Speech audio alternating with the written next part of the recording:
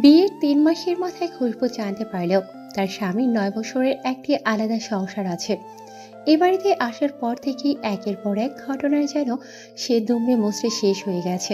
তারপর আজ এমন কিমাকার চাঞ্চল্যকর একটি ঘটনা তাকে এভাবে শেষ করে দেবে সে ভাবতেও পারেনি। খুশবু নিজের গলা ফাটিয়ে চিৎকার দিয়ে কান্না করে উঠল। শিরা উপশিরায় বয়ে গেল কিছু তিক্ততা, কিছু বিশ্রী অনুভূতি। কান্না আটকাতে হাত কামড়ে ধরল সে। বারবার নিজের ধারালো দাঁতে হাত কামড়াচ্ছে আর তার শরীর কেঁপে কেঁপে উঠছে। কান্নারা সব উপচে পড়ছে চোখ বেয়ে। কান্নার দাপটে তখন মুখে জমেছে লালা। ছোট্ট বাচ্চাদের মতো সেই হাউ হাউ করে কান্নার রিনরিনে আওয়াজ। সুফল ওয়াশরুমের দরজা খুলে ভিতরে প্রবেশ করতেই খুশবুর খুব বিশ্রী বিপর্যস্ত এই অবস্থা দেখে অত্যন্ত বিচলিত হয়ে তার কাছে গেল। সহাস্যে প্রশ্ন করল, এই এই আপনি এভাবে কাঁদছেন কেন? কি হয়েছে? আপনাকে এমন বিধ্বস্ত লাগছে কেন? এইভাবে কাঁদলে তো আপনি অসুস্থ হয়ে যাবেন। বাড়ির কথা মনে পড়ছে খুব বেশি? চলুন, আজই আপনাদের বাড়ি থেকে ঘুরিয়ে আনবো। খুশবু এবারে অনেক জোরে শব্দ করে কাঁদতে লাগলো। আটকে যাওয়া গলায় ভেঙে ভেঙে বলল, আমার সঙ্গে আপনি কেন এমন করলেন? আপনি কিভাবে পারলেন? কেন আপনি আমাকে বিয়ে করে আমার জীবনটা ধূলিসাৎ করে দিলেন? কেন করলেন? কয়েক প্রহর পূর্বেও তো সবকিছু ঠিক ছিল। কাল রাতেই তাদের সম্পর্কে নতুন শুরু হলো। বিয়ে করে ৩ মাস পর তাদের সম্পর্কটা সবে স্বাভাবিক হচ্ছে। তখন কি এমন হলো যে এভাবে ভেঙে পড়ল মেয়েটা? সুফলের হৃদয়টা মোচড় দিয়ে উঠল। খুশবু তখনও কান্না করছে। ভাগ্যিস তার রুমটা সাউন্ড প্রুফ। বিদেশ থাকাকালীন ওখান থেকে ফেরার সময় অনেক এক্সপেন্সিভ আসবাবপত্র নিয়ে এসেছে সে। এই রুমের সকল ফার্নিচার তার বাহিরের দেশ থেকে কেনা, ইম্পোর্টেড সব জিনিস। চাকরির সূত্রে অনেক সময় বিদেশে যেতে হয়। আপনি কান্না থামান, আগে বলুন কি হয়েছে। খুশবু কান্না থামার বদলে আরো বাড়িয়ে দিল। কান্নার দাপটে কথা বলতে পারছে না সে। সুফল কণ্ঠ খাদে নামিয়ে বলল, আর কাঁদবেন না, কান্না থামান। বলুন কি হয়েছে। বাড়িতে মা বা ভাবি কিছু বলেছে? এই খাইস্টা লোক! কি কান্না থামামু? আমার সঙ্গে এই ধোকাবাজি কেন করছস? আমাকে আজ জীবিত অবস্থায় মৃতের মতো বানিয়ে দিলি। ছি ছি, বিয়ে করা স্বামীকে কে তুই তুকারি করে? এই মেয়ে, এই আপনি আমাকে তুই বলছেন কেন? আমার যা ইচ্ছা তাই করব, তোর কি? আমাদের মধ্যে কাল তো রাতেই সব ঠিক হলো। কত সুন্দর একটা রাত কাটলো। শান্ত হন আর বলুন কি হয়েছে। কিসের ঠিক হয়েছে? আসলে ভাগ্য যে আমার জন্যে অনির্বাচনীয় আনন্দ আর অবর্ণীয় দুঃখ জমিয়ে রেখেছে তা কি আর জানতাম? আমি যে ঘুরে দাঁড়াবো তাও ইয়াত্তা নেই এখন আর। কী সব বলছেন খুশবু? ক্লিয়ার করবেন বিষয়টা। আপনার ৯ বছরের একটা সংসার আছে আর আপনি আমাকে বিয়ে করলেন তাকে রেখে? সুফল এটা শুনেও নির্বিকার রইল। ভেতরে ভেতরে অবাক হলেও প্রকাশ করল না। জিজ্ঞেস করল, আপনি জানলেন কিভাবে? আমার ফোনের কল রেকর্ড থেকে। আচ্ছা। গা জ্বলে গেল খুশবুর সুফলের এমন নির্বিকারত্ব দেখে। সে শার্টের কলার ধরে বলল, এই, তুই আমাকে ঠকালি কেন এভাবে? ভয় পাওয়া বা আপনার থেকে লুকানোর কোনো ইচ্ছেই ছিল না। বাসা থেকে আব্বুর পছন্দ অনুযায়ী হয়েছে আপনাকে বিয়ে করা। আব্বুর কথা ফেলতে পারিনি। আমার যে ৯ বছরের একটা সংসার রয়েছে সেটা কেউই জানে না। তাই আপনাকে বিয়ে করার কথা বাসায় বারণ করতে পারিনি। তারপর আপনাকে আব্বুর পছন্দ। বিবেক যে আমাকে এই কাজ করতে উদ্বুদ্ধ করেছিল তা নয়, আমার সেই মানসিক অবস্থাকে আপনি বরং কাপুরুষতা বলতে পারেন। সেদিন আপনাকে বিয়ে না করে সেখান থেকে পালিয়ে আসার কোনো রকম জুৎসই কারণ আমি খুঁজে পাইনি। বিবেক এবং কাপুরুষতা, সত্যি কথা বলতে কি একই বস্তু? আমার জানা নেই। পারলে ভুলে যাবেন সবটা। আপনি আপনার আগের স্ত্রীকে ছেড়ে দিন। পারবো না। ৯ বছরের সংসারের আঁচিল চাইলেই ভাঙা যায় না। তাহলে আমাকে ছেড়ে দিন। আপনাকেও ছাড়তে পারবো না খুশবু। নিজেকে সামলে নিন। আশা রাখছি বিষয়টি কাউকে জানাবেন না। সুফল বেরিয়ে গেল ঘর থেকে। ধুলো মাখা বারান্দায় ধপাস করে বসে পড়ল সে। বিয়ের দিনের কথা মনে পড়ল খুশবুর। বিয়ে হয়ে এসে শ্বশুরবাড়িতে ঢোকার মুখে অত্যন্ত বিপাকে পড়তে হয় খুশবুকে। তার নন্দাই তাকে কোলে করে ঘরে তুলবে, কারণ তার শাশুড়ি বলেছিল এমন পন্থা তার পরিবারে আরো আগে থেকে চলে আসে। তার ভাসুরের বউ মানে এই বাড়ির মেজ ছেলের বউয়ের ক্ষেত্রেও এমনটাই হয়েছে। এবারের বড় মেয়ে শুভ্রা, মেজ ছেলে সুজন আহমেদ, আর তার স্বামী ছোট ছেলে, তার নাম সুফল আহমেদ। সুফলা আর সুফল নামটা কাছাকাছি, হয়তো বড় ননদের নামের সঙ্গে মিলিয়ে রাখা হয়েছে। তার স্বামীর বয়স তার থেকে 12 বছরের বেশি। আজকের এমন একটা ঘটনায় অপমান লজ্জায় কোণঠায় বিমূঢ় হয়ে গেল খুশবু। সে প্রায় ঘন্টা খানেক হলো বাইরে দাঁড়িয়ে আছে। তাকে ঘরে ঢুকতে দেওয়া হবে তখনই যখন তার নন্দাই আসবে। তার নন্দাই নাকি একটা জরুরি কাজে বাইরে গেছে, আর নিয়ম পালন না করে তাকে ঘরে নেওয়া হবে না। এমন ফালতু নিয়মও হয় এই আধুনিক যুগে। এই যুগে এই পন্থা কতটা প্রকাণ্ড তার জানা নেই। এক পর্যায়ে অতিষ্ঠ হলো খুশবু। রাগে দুঃখে হাউমাউ করে কান্না আসে তার। খুশবু রীতিমতো নিয়ন্ত্রণ হারিয়ে ফেলেছিল। আপনজনদের ছেড়ে আসা, সঙ্গে সারাদিন অনাহারে থাকার ফলে তার শরীর দুলছিল, হাত পায়ের সমস্ত শরীরে বল হারাচ্ছিল। বিয়ের গোলাপি রঙের জামদানি শাড়িটা হাতের মুঠোয় নিয়ে কুঁচকে ধরে রেখেছে সে। কতক্ষণ সে এরকম পরিস্থিতিতে সামাল দিতে পারবে তা বুঝতে পারছে না। আর স্বামী নামক মানুষটা মায়ের একটা কথায় তাকে ফেলে চলে গেল। একটা বারও কি সে বলতে পারতো না এসব বাজে নিয়ম সে তার বউয়ের সঙ্গে পালন করতে দেবে না? নতুন বউকে আর কতক্ষণ দাঁড় করিয়ে রাখবো মা? এভাবে ঠান্ডায় সে দাঁড়িয়ে আছে। ভাইকে তো রুমে এনে বসিয়ে দিলে, কিন্তু এখনো নতুন বউকে আনলে না। জামাই বাড়িতে না আসা অবধি দাঁড়িয়ে থাকবে। নিহারের গম্ভীর কণ্ঠস্বর। মা কি সব উল্টোপাল্টা কথা বলছো? হ্যাঁ, আমার স্বামী আমার ভাইয়ের বউকে স্পর্শ করে কোলে তুলে তুলে আনবে? এসব আগের নিয়ম, এসব এখন পালন করতে হয় না। একটু উন্নত হও, এত নোংরা আর আগের যুগের চিন্তাধারা পোষণ করো না মনে। একটু বুঝতে পারছো না? এতে আমার খারাপ লাগবে। আমার স্বামী অন্য একজন নারীকে স্পর্শ করে ঘরে আনবে, ব্যাপারটা কতটা জঘন্য পর্যায়ে ভেবেছো? আমি না তোমার বড় মেয়ে? আমার কথাও তো একবার ভাবতে পারো। নাকি এসব নিয়মের বেড়াজালে অন্ধ হয়ে নিজের মনকে পাথর বানিয়ে ফেলেছো? কয় সুজনের বউ ক্ষেত্রে তো এমন নিয়ম পালন করনি। এসব কথা বলে আমাকে টলাতে পারবি না। ওই মেয়েকে আমার পছন্দ হয়নি। তোর বাপের পছন্দ কোনো কালেই আমার পছন্দ ছিল না, আজও হয়নি। তাই এসব নিয়ম টিয়মের কথা বলে ওই মেয়েকে একটু শিক্ষা দিচ্ছি। ছি মা, এই ছিল তোমার মনে? শুধুমাত্র বাবার পছন্দ বলে তুমি এই ঠান্ডায় নতুন বউকে দাঁড় করিয়ে রাখছো? সেম অনিয়মা, একটা নতুন বউ, বউর সঙ্গে আসা কনে যাত্রী দুজন, মেয়েটির বৃদ্ধা দাদি, বাড়ি ভর্তি মেহমান, তাদের সামনে মেয়েটির সঙ্গে এমন করছো। এর মধ্যে কানাঘুষা শুরু হয়ে গেছে। আর নতুন বই বা আমাদের সম্পর্কে কিরকম ধারণা হবে বলো তো? এত কথা বলিস না। তোর বাবার কোনো পছন্দটা আমি ঠিকভাবে নিয়েছি? হ্যাঁ, আমার ওই মেয়েকে পছন্দ হয়নি, তাই সহ্য হচ্ছে না। শ্বশুর বাড়িতে ঢোকার আগেই ওই মেয়েকে বুঝিয়ে দিচ্ছি বড়লোক বাড়ির বউ হতে হলে কি কি সহ্য করতে হয়। তা না হলে দেখা যাবে ওই ছোট লোকের মেয়ে আমার মুখে মুখে চোপা করছে। সুফলা মায়ের দিকে ঘৃণা ভরা দৃষ্টিতে তাকিয়ে রইল। মুখে যথাক্রমে রাগান্বিত ভাব ফুটে উঠেছে তার। সুফলা গজগজ করতে করতে বলল, বাবা আসুক শুধু, দেখবে আমি তোমার এইসব কর্মকাণ্ডর কথা বলে দেব। বাবার অনুপস্থিতিতে ফায়দা তুলছো তো, দেখো এর ফল কি হয়। বুঝতে পারছি না বাবা আসতে কেন দেরি হচ্ছে। ওদের বাড়ি থেকে কখন বেরিয়েছে কে জানে। বিয়ে বাড়ির পরিবেশ ক্রমশই গরম হতে লাগলো। মেয়ের বড় দুলাভাই সঙ্গে এসেছিল তাদের বাড়ি থেকে। সে প্রায় রেগে গিয়ে গন্ডগোল শুরু করলো। তাদের মেয়েকে সহ তাদের এভাবে অপমান কেন করা হচ্ছে? পরিবেশ উত্তপ্ত হতে দেখে নিজেকে সংযত করে অনেকটা বাধ্য হয়ে নিহারি এলেন বউ ঘরে তুলে নিতে। দুধ মিষ্টি খাইয়ে স্বর্ণের আংটি দিয়ে ছোট্ট ছেলের বউকে ঘরে তুললেন।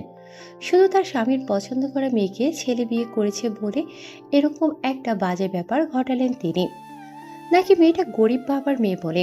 সকল নিয়ম পালন করে খুশবুকে যখন ঘরে নিয়ে যাচ্ছিল তার বড় ননদ, তখন খুশবু ঘুরে তার শাশুড়িকে শান্ত কিন্তু কঠিন শীতল কণ্ঠে বলল, আসার সময় আপনার ছেলে আমাকে কি বলেছে জানেন? নতুন বউয়ের কথা শুনে চোখ পিট পিটিয়ে জিজ্ঞাসু দৃষ্টিতে চাইলে খুশবু মুচকি হেসে বলল, আপনার ছেলে বলেছে আপনাকে যেন আমার শাশুড়ি না আমার মায়ের চোখে দেখি। আজকে ঘন্টাখানেক আগে যা নমুনা দেখলাম, এতে তো আমি আপনার মাঝে আমার মায়ের কোনো লক্ষণ দেখতে পেলাম না। আপনাকে আমি শাশুড়ির চোখে না মায়ের চোখেই দেখব। তবে আপনাকে আমার শাশুড়ি থেকে মা হয়ে ওঠার পরীক্ষায় পাশ করতে হবে, তবেই আপনাকে আমি মায়ের চোখে দেখব। সব সময় বউদেরই কেন মেয়ে হয়ে ওঠার পরীক্ষায় নামতে হবে বলুন তো? রাগে থরথর করে কেঁপে ওঠেন নিহারি। প্রথম দিন এসেই তাকে কথা শোনাচ্ছে, বাকি দিন কি করবে এই মেয়ে? তাকে সমীহ করবে?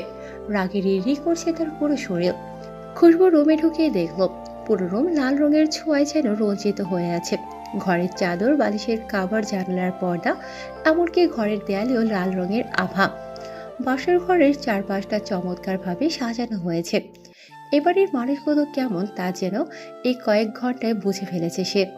যদিও সে আজকের এই ঘটনার জন্য সবাইকে এক কাতারে ফেলতে পারে না। পরক্ষণে চোখ পড়ল দেয়ালে একটি খাড়াই করা ফ্রেম ঝোলানো, তার উপরে একটি যুবকের পূর্ণ প্রতিকৃতি। দেখে মনে হলো যুবকটির চেহারা অদ্ভুত সুন্দর। খুশবু বিছানায় বসে অপেক্ষা করতে লাগলো সুফলের জন্য। একটা মানুষের ছবি দেখেই তার মন ভালো হয়ে গেছে। কয়েক ঘন্টা আগের কথাও ভুলে মনে জমেছে। আলাদা শঙ্কা, আলাদা অনুভূতি, এক অন্যরকম কিছু অনুভব করছে যা সম্পূর্ণ নতুন।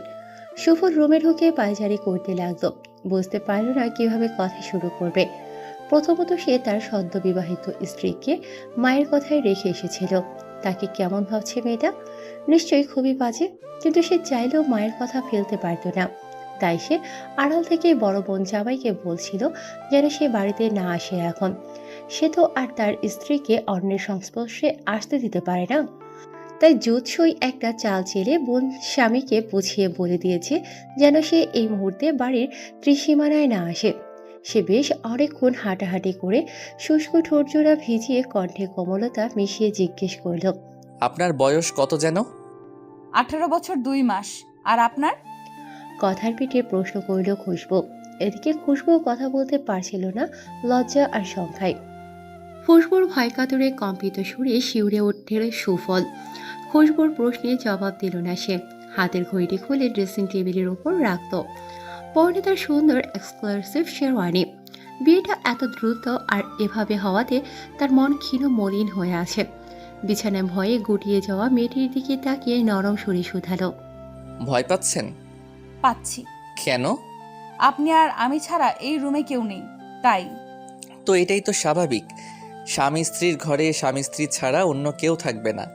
আপনি কি আরো কাউকে আমাদের সঙ্গে রাখতে চান নাকি? চাই তো। হ্যাঁ। গোলগাল চোখে তাকালো সুফল। সুফলের দিকে এক পলক তাকালো খুশবু। ভালোভাবে দেখে বসতো মানুষটার মুখে রুক্ষতা নেই। পুরুষ্ট চুলগুলো আলকাট্রার মতো কালো। আর এই যৌবনোদ্ধ যুবকটিকে মনে হচ্ছে যেন হাতির দাঁত আর গোলাপের পাপড়ি দিয়ে তার দেহটি তৈরি হয়েছে। ছবির থেকেও মানুষটা ভয়ঙ্কর সুন্দর, কেমন পেটানো আর টান টান শরীর। তার বয়স অনুযায়ী তাকে দেখে বোঝার ইয়ত্তানি তার বয়স 30+।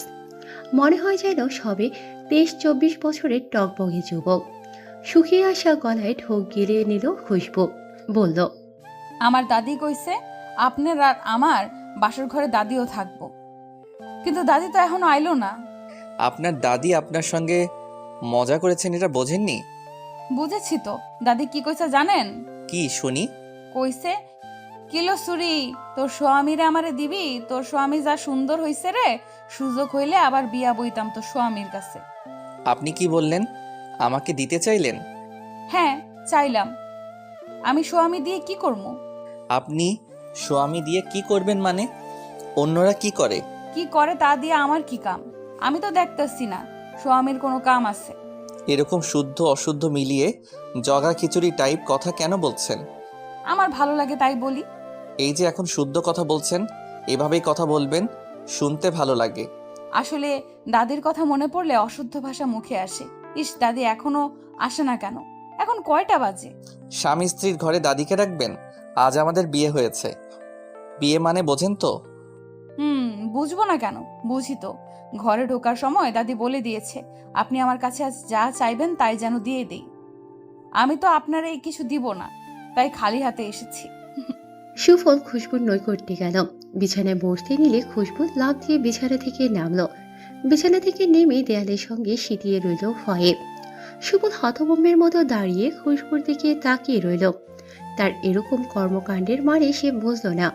খুশবু মনে মনে হাসলো। সে সুফলকে একটা ছোট্ট পরীক্ষা করতে চাইছে। আচ্ছা, মানুষটা কতটা ভালো, নাকি সে তাকে সময় দেবে না। দেখা যাক কতটা সফল হয়। সুফল গলা খাঁকড়ি দিয়ে বলল, আপনার আমাকে এত ভয় পাওয়ার কারণ কি? আমাকে কি পছন্দ না? পছন্দ তবে ভয় পাওয়ার তো অবকাশ নেই। আছে। আছে? হুম। কি? আপনি কাছে এসে যদি আমায় কামড়ে দেন, আমার ভয় করছে।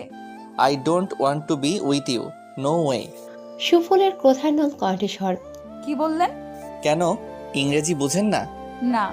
মিথ্যা কথা বলার জায়গা পান না? অনার্সে পড়ছেন, এই সামান্য ইংরেজি বোঝেন না? আমি পারি না তো। আবারও মিথ্যা। আসুন বিছানায়।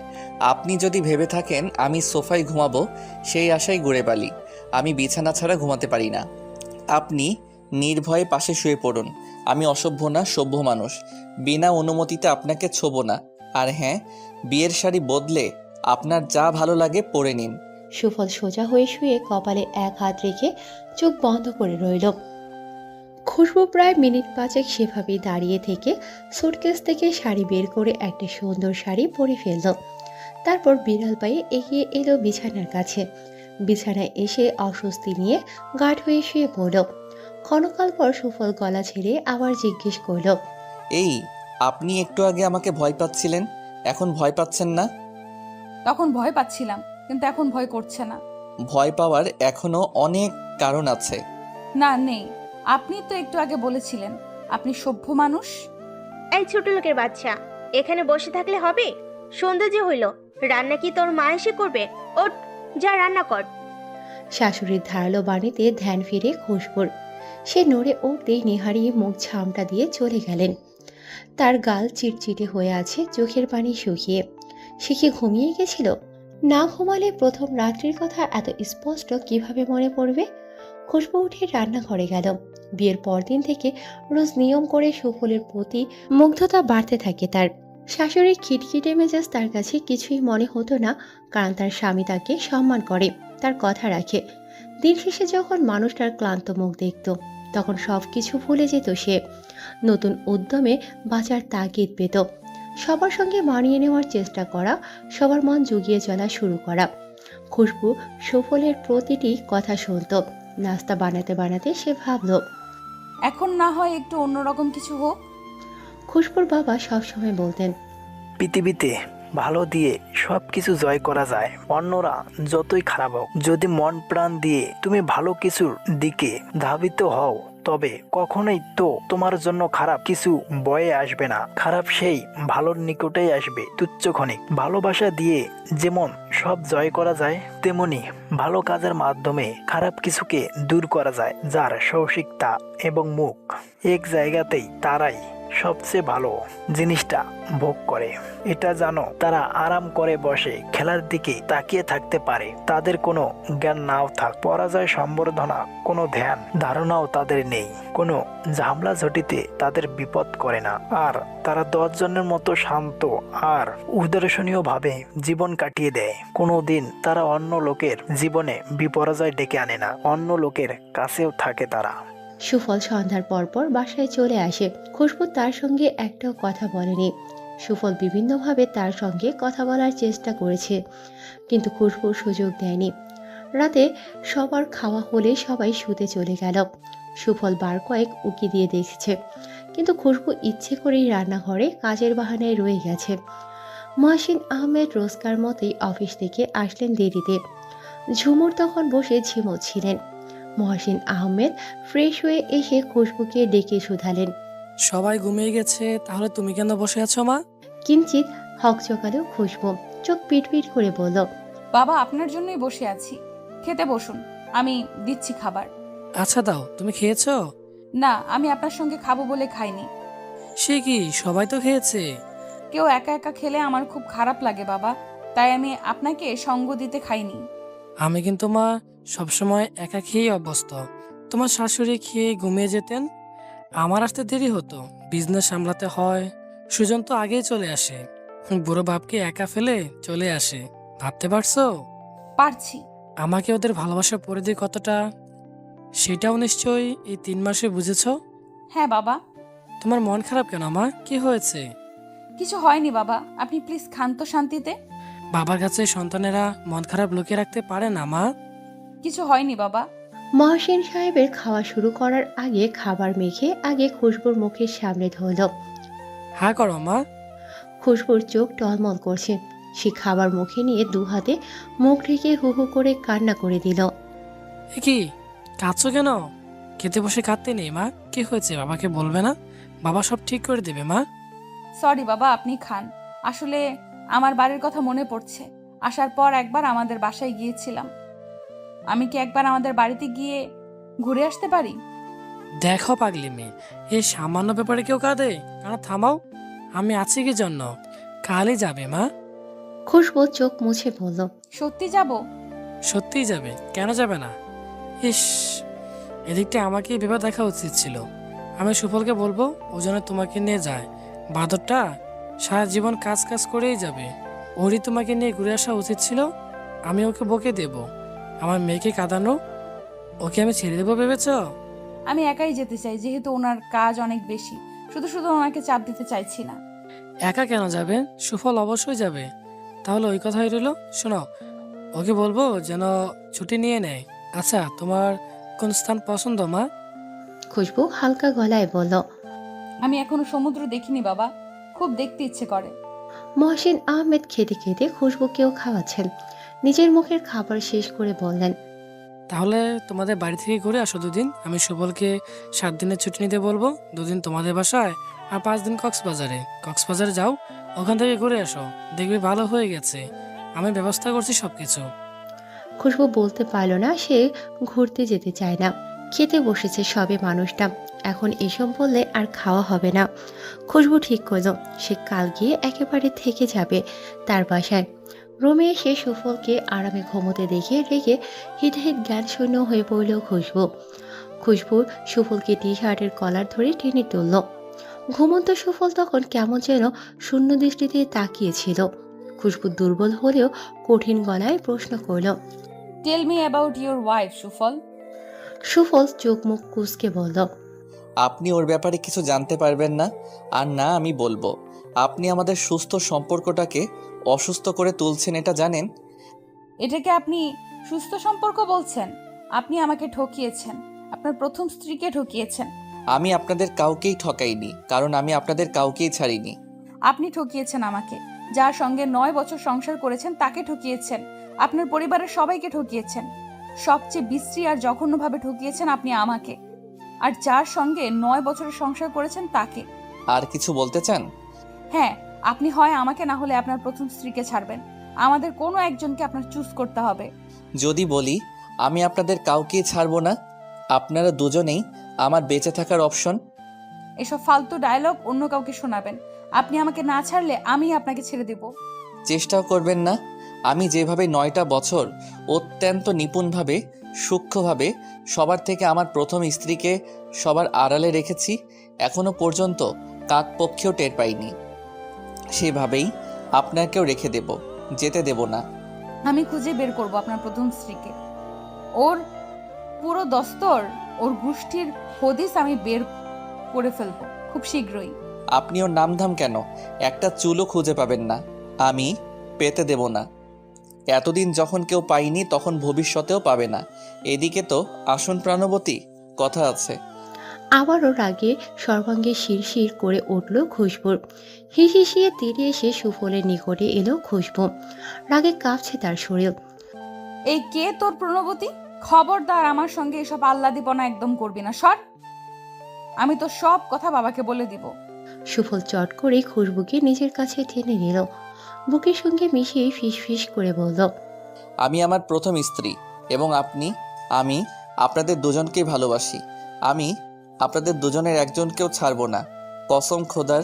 আপনি যদি এই বিষয়ে মুখ খোলেন কারোর কাছে, পরের দিনই আমার মৃতদেহ দেখতে পাবেন। Mind it. হৃৎপিণ্ডে ছলকে উঠল খুশবুর। আরও একরাশ ঘৃণা ভরা দৃষ্টিতে তাকিয়ে আস্তে আস্তে সরে গেল দরজার দিকে। যেতে যেতে দৌড়ে বেরিয়ে গেল সে রুম থেকে। যেতে যেতে বলল। আমি এখানে থাকবো না, আমি এক্ষুনি চলে যাব, এক্ষুনি। খুশবু খালি পায়ে বেরিয়ে গেল। ফটক দরজা খুলে সে সত্যি সত্যি বাইরে বেরোলো। সুফল পেছনে ছুটতে ছুটতে এলো। রাস্তার সঙ্গে বাড়ি হওয়ায় দরুন গেট পেরিয়ে বেরোতেই সময় লাগলো না খুশবুর। সুফল ভাবতেও পারেনি খুশবু সত্যি বেরিয়ে যাবে গেট দিয়ে। সে দৌড়ে গেল খুশবুকে আটকাতে। গেট পেরিয়ে রাস্তায় উঠতেই খুশবুকে ধরে ফেলল সুফল। এই ছাড় আমাকে, ছাড়, তোর সঙ্গে আমি সংসার করব না। আমাকে ধরবি না, দূরে যা। খুশবু জোরদার হাত চালাচ্ছিল, তার হাত স্থির নেই। সুফলের পেটানো শরীরে একের পর এক আঘাত করছে সে। সুফল শক্ত হাতে খুশবুকে কোলে তুলে নিল। খুশবু হাত ছোড়াছুড়ি করে নিজেকে ছাড়ানোর চেষ্টা করল সুফলের হাত থেকে, কিন্তু জোরাজোরি করেও কোনো লাভ হলো না। চিৎকার করে কান্না করে উঠল খুশবু। ততক্ষণে সিঁড়ি বেয়ে উপরে উঠে গেছে সুফল। রুমে গিয়ে কোল থেকে নামিয়ে দিল খুশবুকে। খুশবু কাঁদতে কাঁদতেই বলল, আমি আমি যখনই ভাবি আপনার সারা শরীরে অন্য নারীর বিচরণ হয়েছে, অন্য নারীর শরীরের গন্ধ রাতের অন্ধকারে আপনার গন্ধে মিলে মিশে একাকার হয়ে গেছে, আপনার ঘাড়ে, আপনার বুকে, আপনার ঠোঁটে, আপনার সর্বাঙ্গে অন্য নারীর স্পর্শ পড়েছে, এটা কি করে মানি? আচ্ছা, এখানে এখানে চুমু দিয়েছে, এখানে, আর এখানে চিবুকে, ঠোঁটের কোণায়, চোখের পাতায় আদর করার সময় অনেকক্ষণ ধরে ঠোঁট চেপে ধরে রাখে আমার মতো কানের লতিতে। আর আর আর কোনো একটা স্থানও কি বাকি আছে যেখানে যেখানে আপনার প্রথম স্ত্রী আপনাকে ছোঁয়নি? বলুন বলুন বলুন না। সুফল শুধু নিষ্প্রাণ দৃষ্টিতে তাকিয়ে খুশবুকে পরখ করতে লাগলো। খুশবুর বুকের ব্যথা কমাতে খুবই স্নেহের সঙ্গে তার যুগল খানি আলতো ছুঁয়ে দিল। এতেই মুষড়ে গিয়ে খুশবু জ্ঞান হারিয়ে তার কোলেই ঢলে পড়ল। সুফল খুশবুকে কুরে কুরে এনে বিছানায় শুয়ে দিল। ওকে শুয়ে ওর ভেজা চোখে চুমো এঁকে দিল। আপনাকে আমি ছাড়তে পারবো না খুশবু, আর না আমার প্রথম আঁকে। ভোরবেলা আড়মোড়া ভেঙে উঠল খুশবু। পাশে দেখতে পেল সুফলকে। ঘুমন্ত সুফলকে দেখে সে মুগ্ধ হলো। এই মুখটাকে সে এভাবে দেখে আজীবন কাটিয়ে দিতে পারবে, কিন্তু এমন নিষ্পাপ মুখের আদলের আড়ালে রয়েছে একটা মিথ্যা, একটা জালিয়াতির মুখ। তার বাবার কথা মতো সুফল খুশবুকে নিয়ে তার শ্বশুর বাড়িতে গেল। যেতে যেতে বিকেল গড়ালো। খুশবু একটাও কথা বলেনি সুফলের সঙ্গে। আসার সময় শাশুড়িকে বলতে গেলে মুখ ঝামটা দিয়ে বলেছে যেন দ্রুত ফিরে আসা হয়। তাদের বাড়ির বউরা দুদিনের বেশি বাপের বাড়িতে কাটাতে পারে না। খুশবু বাড়িতে যেতেই ওর মা ওকে জাপটে ধরে কেঁদে দিল। তারা 3 বোন, বড় বোন মুক্তা আর ছোট বোন পারুল সে বাড়ির মেজো মেয়ে।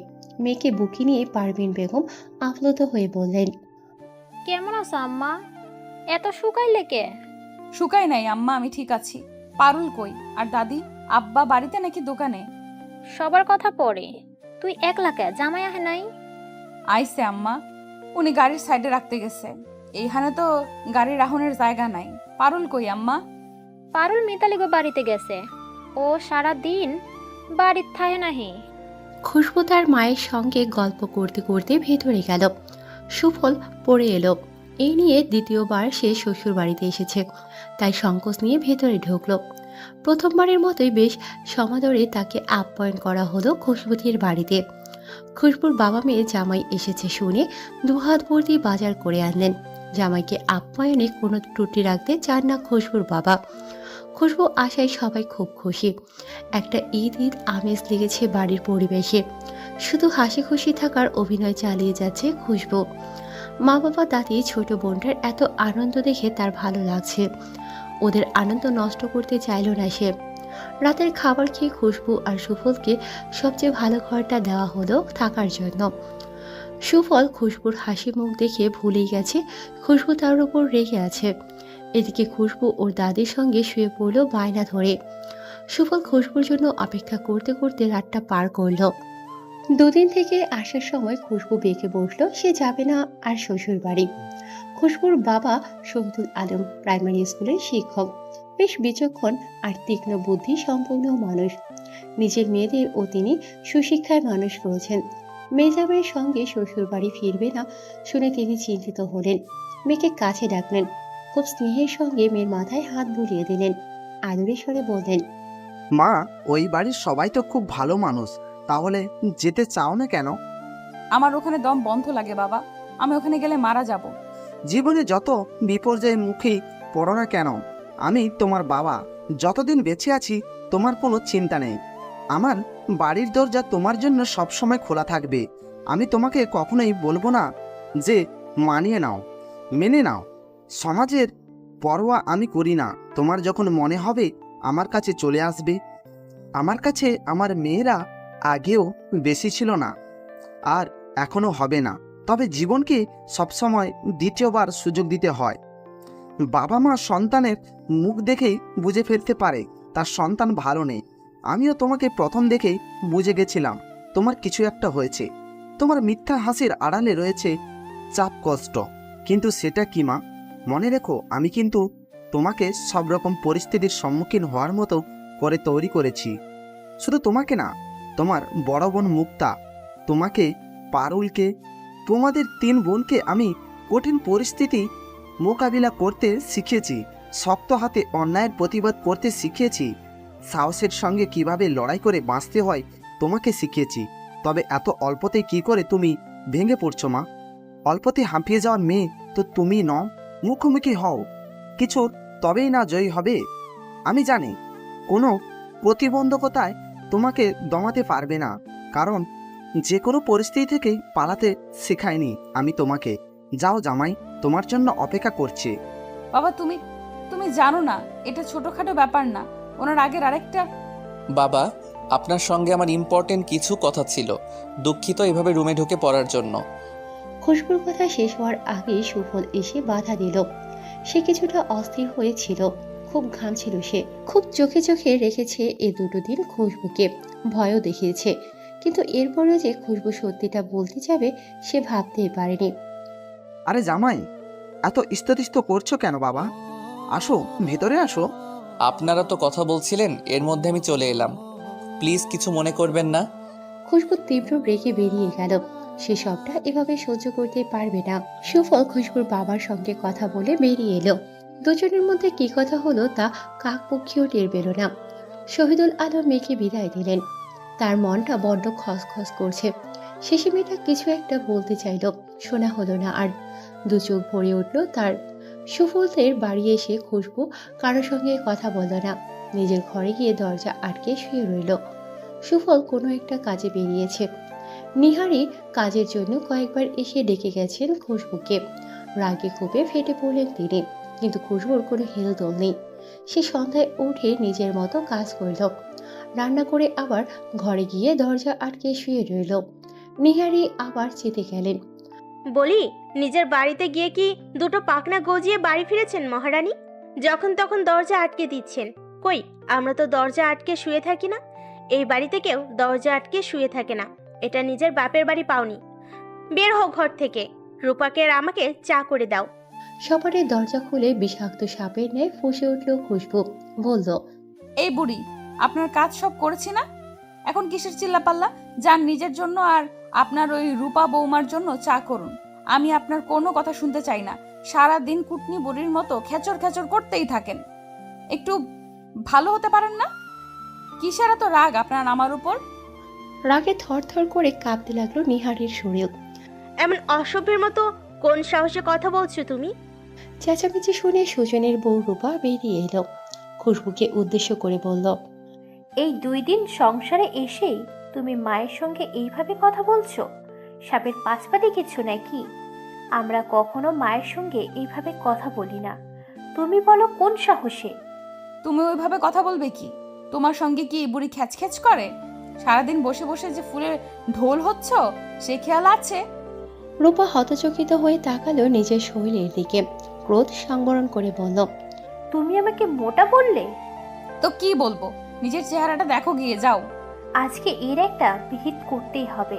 সুফল আসুক, ওর বউ আমাকে আর মাকে অপমান করেছে। এত বড় সাহস! রূপা কাঁদতে কাঁদতে নিজের রুমে চলে গেল। এভাবে কেউ তাকে অপমান করেনি। নিহারি হতবুদ্ধির মতো তাকিয়ে দেখতে লাগলো খুশবুকে। শাশুড়ির মুখের উপর আবার দরজা বন্ধ করে দিল খুশবু। এবারে সে দেখবে কিভাবে কেউ তাকে আটকায়। এই বিয়েটা সে কিছুতেই মেনে নেবে না। একটা সংসারে টিকে থাকার মূল চাবিকাঠি হলো স্বামীর ভালোবাসা। স্বামী ঠিক না থাকলে সংসার টেকানোর দায় হয়। শাশুড়ির চ্যাটাং চ্যাটাং কথা, বরজায়েদের দাম্ভিকতা, সে সব কিছু মেনে নিয়েছিল, কিন্তু স্বামীর ভাগ কি করে দেবে? তাকে যে খুব বাজেভাবে ঠকানো হয়েছে তার দায়ভার কে নেবে? এখানে তো তার কোনো দোষ নেই, আর না কোনো দায়বদ্ধতা রয়েছে। সে এবারে কঠিন হবে, যেন কেউ তাকে কাঁচা মাটি ভেবে থাবাড়া দিতে পারে, তবে সেটা অন্য কারো ওপর নয়, নিজের ওপরেই ফলাবে। সে দুর্বলতা দেখালেও সে ভেতরে ভেতরে থাকবে এক বিজেতা মানুষ। হেরে যাওয়ার আগে প্রাণপণে লড়াই করবে, একটা শিক্ষা দেবে সে তার স্বামী নামক মানুষটাকে নিজের মাধ্যমে। মানুষ এমন এক প্রাণী যারা দুর্বলদের উপর সবসময় নিজেদের রাগ খুব সহজেই ফলাতে পারে। গাছে পানি দিলে কিন্তু পানি মাটির নিচের দিকে যায়, উপরে কিন্তু ওঠে না। মানুষ তার থেকে দুর্বল মানুষের উপরেই যত দোষ চাপাতে বা ক্ষোভ মেটাতে পছন্দ করে। বিশেষভাবে লক্ষ্য করলে দেখা যায় মানুষ ঝড় পদার্থের উপর নিজেদের রাগ মিটিয়ে থাকে মানুষের সঙ্গে না পারলে। এক্ষেত্রে ঝড় পদার্থ হলো মানুষের চেয়ে দুর্বল। দুর্বল তো সে নয়, তবে সে ঝড় পদার্থের ন্যায় আচরণ করবে কেন? রাতে সুফল বাড়ি ফিরলে নিহারি সন্ধ্যায় যা ঘটেছে তার 2 গুণ বাড়িয়ে অনেক কেচ্ছা শোনালেন খুশবুকে ঘিরে। সুফল মায়ের কথা শুনেও না শোনার ভান করে ঘরে গেল। খুশবু টের পেল সুফল এসেছে। সুফল আস্তে আস্তে কাছে টানলো তাকে। খুশবু শক্ত হয়ে রইল। আমি জানি ঘুমননি আপনি। আপনি নাকি আজ মায়ের কোনো কথাই শোনেননি, এটা সত্যি? খুশবু বিছানা থেকে নেমে দাঁড়িয়ে পড়ল। হ্যাঁ, শুনিনি। মা মিথ্যা বলবে এটা কেন মনে হলো আপনার? আপনি বসুন, আমি খাবার বাড়ছি, ফ্রেশ হয়ে নিন, কিছুক্ষণ পর আবার বাবা আসবে। কাল আমরা কক্সবাজার যাব খুশবু, ব্যাগ গুছিয়ে নেবেন। আচ্ছা। সুফল খুশবুকে স্বাভাবিকভাবে কথা বলতে দেখে একটু খুশি হলো। যাক, তার প্রথম বিবাহের ভূত মাথা দেখে নেমেছে। তবে সে জানে খুশবু কষ্ট পাচ্ছে, দুমড়ে মুচড়ে শেষ হয়ে যাচ্ছে, কিন্তু এখানে সে কিছু করতে পারবে না, কিছু না, তার হাতে কিছুই নেই। খুশবু টেবিলে খাবার বেড়ে রেখে চলে এলো। সুফল হতাশ হয়ে খুশবুর চলে যাওয়া দেখে দীর্ঘশ্বাস ফেলল। তার খাবার রুচি হলো না আর। বেড়ে রাখা খাবার সে ঢেকে রেখে রুমে এলো। রবি সে খুশবুকে শুধালো। আপনি খেয়েছেন খুশবু? সেসব তো আপনার দেখার কথা না, আপনি খেয়ে নিন। চুলে চিরুনি চালাতে চালাতে জবাব দিল খুশবু। আসুন একসঙ্গে খাবো। আমি খেয়েছি। মিথ্যা কথা, আমি না খেলে আপনি খান না, এটা আমি জানি। আমি না খেলে তো আপনি খান, তাই না?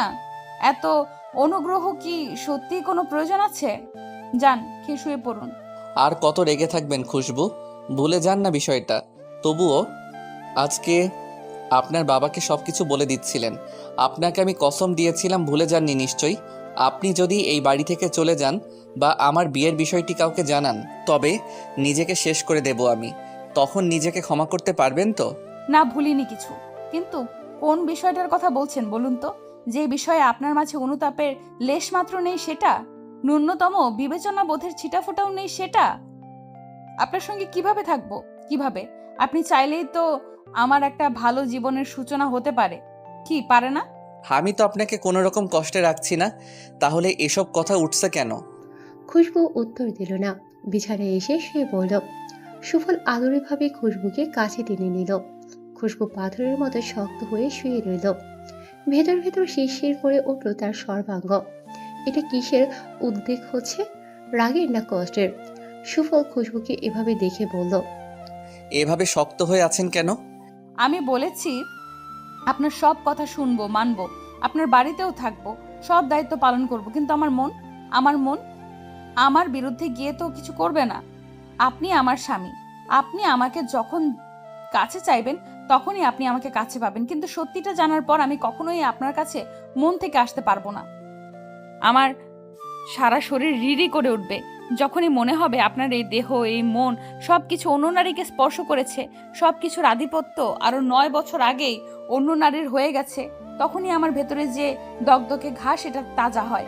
কিন্তু তবুও আপনি তো আমার স্বামী, আপনাকে আপনার অধিকার থেকে বঞ্চিত করি কিভাবে? আপনি মন থেকে না চাইলে আমি কখনোই আপনাকে আমার কাছে টানবো না। আমি কোনো নরপশু নই। যদি আজীবনই আপনি মন থেকে না চান, তবে আজীবনই আপনাকে না ছুঁয়ে থাকবো। তবুও কোনো কিছুর বিনিময়েই আপনাকে ছাড়বো না, কথাটা মাথায় ঢুকিয়ে নিন। খুশবু যখন গভীর ঘুমে আচ্ছন্ন, তখন সুফল একজনকে রুমে নিয়ে এলো চুপি চুপি। তোর বউ জেগে যাবে না তো? না, আমি পানির জগে ঘুমের ওষুধ মিশিয়ে দিয়েছিলাম। তুই তোর কাজ দ্রুত সম্পন্ন করে চলে যা, আর দ্রুত কাজটা কর। আমি রিপোর্ট চাই দ্রুত। লোকটা চুপচাপ নিজের কাজ সম্পূর্ণ করে রুম থেকে বেরিয়ে গেল। দুদিক থেকে শত শত ছোট ছোট সাপ বিচ্ছু যোগ কিলবিল করছে। চারদিক থেকে এগিয়ে আসছে খুশবুর দিকে। দুধারে হাঁটু জল পানি। ছোট্ট একটা বিল পার করে পরীক্ষা দিতে যাবে খুশবু। আজ পারুলেরও পরীক্ষা। পারুল কি সুন্দর অনায়াসে পার হলো বিলটা, অথচ তার বেলায় এত বিচ্ছু যোগ আর সাপ কোথা থেকে বেরোলো। এখন যেতে না পারলে যে পরীক্ষা দিতে পারবে না। এই পারুল, তুই এত জোক আর সাপ টপকে গেলি কেমন করে ওই পার? আরে আপা, তুমিও আসো তো, কিচ্ছু হবে না, পরীক্ষা তো সময় হইয়া যাইতেছে, এত ভয় পাইও না। এই দেখো, যোগ তো আমাকেও ধরছিল, আমি সারাইতেছি দেখো। খুশবুর শরীর শিরশির করে উঠল। নাক মুখ খিচে চিৎকার করে দু চোখ বন্ধ করে বলল, আল্লাহ, আমি পারুম না। তোর মতন তো আমার এত সাহস নাই রে পারুল। খুশবু নিচের দিকে তাকালো, দেখলো অসংখ্য ছোট ছোট সাপ আর যোগ তার পা ভর্তি হয়ে আছে। খুশবু লাফিয়ে উঠল। সে চেঁচিয়ে কাঁদছে, আর এদিকে পারুল তার এই অবস্থা দেখে খিলখিল করে হাসে। এই পারুল, পারুল, আমাকে বাঁচা। দেখ, আমাকে সাপ বিচ্ছুতে ঘিরে ধরেছে। সে কি অবাক কাণ্ড যে পারুল তার মেজো আপাকে এত ভালোবাসে, সে তার এই দুর্দশা দেখে হাসছে। পারুল তখনও কিটকিট করে হাসছে। পারুল বোন, এখন মজার সময় না, আমার পা থেকে যোগগুলো সরিয়ে দে। দেখ কেমন রক্ত খাচ্ছে আর রগে রগে ঢুকে যাচ্ছে। এগুলোর রগ দিয়ে শরীরে গেলে যে আমি রক্ত শূন্য হয়ে মরে যাবো। পারুলের হাসি আর থামে না। সে মহা আনন্দে দুহাত তালি দিচ্ছে আর লাফাচ্ছে খুশিতে, যেন এত আনন্দের দৃশ্য আর দুটি নেই। খুশবু হাত থেকে খাতা কলম ফেলে দিয়ে সাপ আর যোগ ছাড়াতে চাইছে, কিন্তু সে যতই সাপ আর যোগ ছাড়াচ্ছে ততই বেশি হচ্ছে। যোগ হাতে গেঁথে রক্ত শুষে দিচ্ছে। কি ভয়ঙ্কর, কি ভয়ঙ্কর! খুশবু পাউলের দিকে তাকালো ঘেরা ভরা দৃষ্টিতে। তাকিয়ে দেখলো পাউলের চোখ ছোট ছোট হয়ে আসে, আর সেই চোখ ক্রমে লাল রক্তাক্ত হচ্ছে। ওই পারুল, ও পারুল নয়, ও পারুল নয়। কে ও? কে? এটা একটা ফাঁদ। এমন নির্মম ফাঁদ কে পাতলো? কে? ঘুমের মধ্যে খুশবুকে লাগাতার ছটফট করতে দেখে সুফল তাকে ধাক্কা দিচ্ছে সমানে আর ডাকছে, কিন্তু খুশবু উঠছে না। এই খুশবু, এই কি হয়েছে আপনার? উঠুন, কখন থেকে ডাকছি। যোগ? কত যোগ! এই তো সাপ, দেখুন আমার 2 পা ভর্তি সাপ। এই আপনি কি সব বলছেন? জাগুন, দেখুন কিচ্ছু হয়নি। একটা বাজে স্বপ্ন দেখেছেন। সুফল টেনে তুললো তাকে, একটু স্বাভাবিক করতে পানি খাওয়ালো খুশবুকে। পানি খেয়ে নিজেকে শান্ত করে নিজের পায়ের দিকে তাকালো খুশবু। না, কিছু নেই। এমন ভয়ানক স্বপ্ন, এমন বাস্তব লাগছিল কেন স্বপ্নটা? এত বিশ্রী কেন স্বপ্ন দৃশ্য? এখনো ভাবলেই শরীর শিউরে উঠছে। শরীর হিম করা সেই স্বপ্ন, কেমন সর্বাঙ্গের লোম দাঁড়িয়ে যাচ্ছে ভয়ে। কি হয়েছে? মনে হচ্ছে খুব ভয় পেয়েছেন। খুব বাজে স্বপ্ন ছিল। পারুল, বাঁচা আমায়, এসব বলে চেঁচাচ্ছিলেন কেন? কিছু না, বাজে স্বপ্ন। এখন কটা বাজে? ভোর 4টে। আচ্ছা, আমি অজু করে আসি। এখন আজান হয়নি তো? তাতে কি, নামাজ পড়বো। সরুন। চলুন একসঙ্গে নামাজ পড়ি। সুফলের কথা শুনে কিছু বলল না খুশবু, বিনা বাক্যে অজু করতে চলে গেল। তার স্বপ্নে দেখা পাউডার আস্তে আস্তে ছোট হয়ে আসা ভয়াবহ রক্তলাল চোখের দৃশ্য মনে পড়ল। চোখ বন্ধ করলে কেমন চোখের সামনে ভেসে উঠল। আবারও শরীর কিঞ্চিত কেঁপে উঠল তার। আজান দেওয়ার পর সুফল আর খুশবু একসঙ্গে নামাজ পড়ে নিল। সুফল আবার ঘুমিয়ে পড়ল, কিন্তু খুশবু চলে রান্নাঘরে। চা করে বাইরে বেরিয়ে দেখলো তার শ্বশুর মশাই নামাজ পড়ে বাইরে থেকে ভেতরে আসে। খুশবু মিষ্টি হেসে বলল, বাবা, আপনাকে চা দেবো? দাও, মাথাটা হালকা হবে। আচ্ছা, আমি আনছি বাবা। কক্সবাজার কেমন দেখলে? খুব ভালো বাবা। রান্নাঘর থেকেই জবাব দিল সে। চা এনে মহসিন আহমেদকে দিয়ে আবার রান্নাঘরে যেতে নিলে মহসিন আহমেদ শোধালেন, সবল উঠেছে? না, উনি উঠে নামাজ পড়ে আবার ঘুমিয়েছে।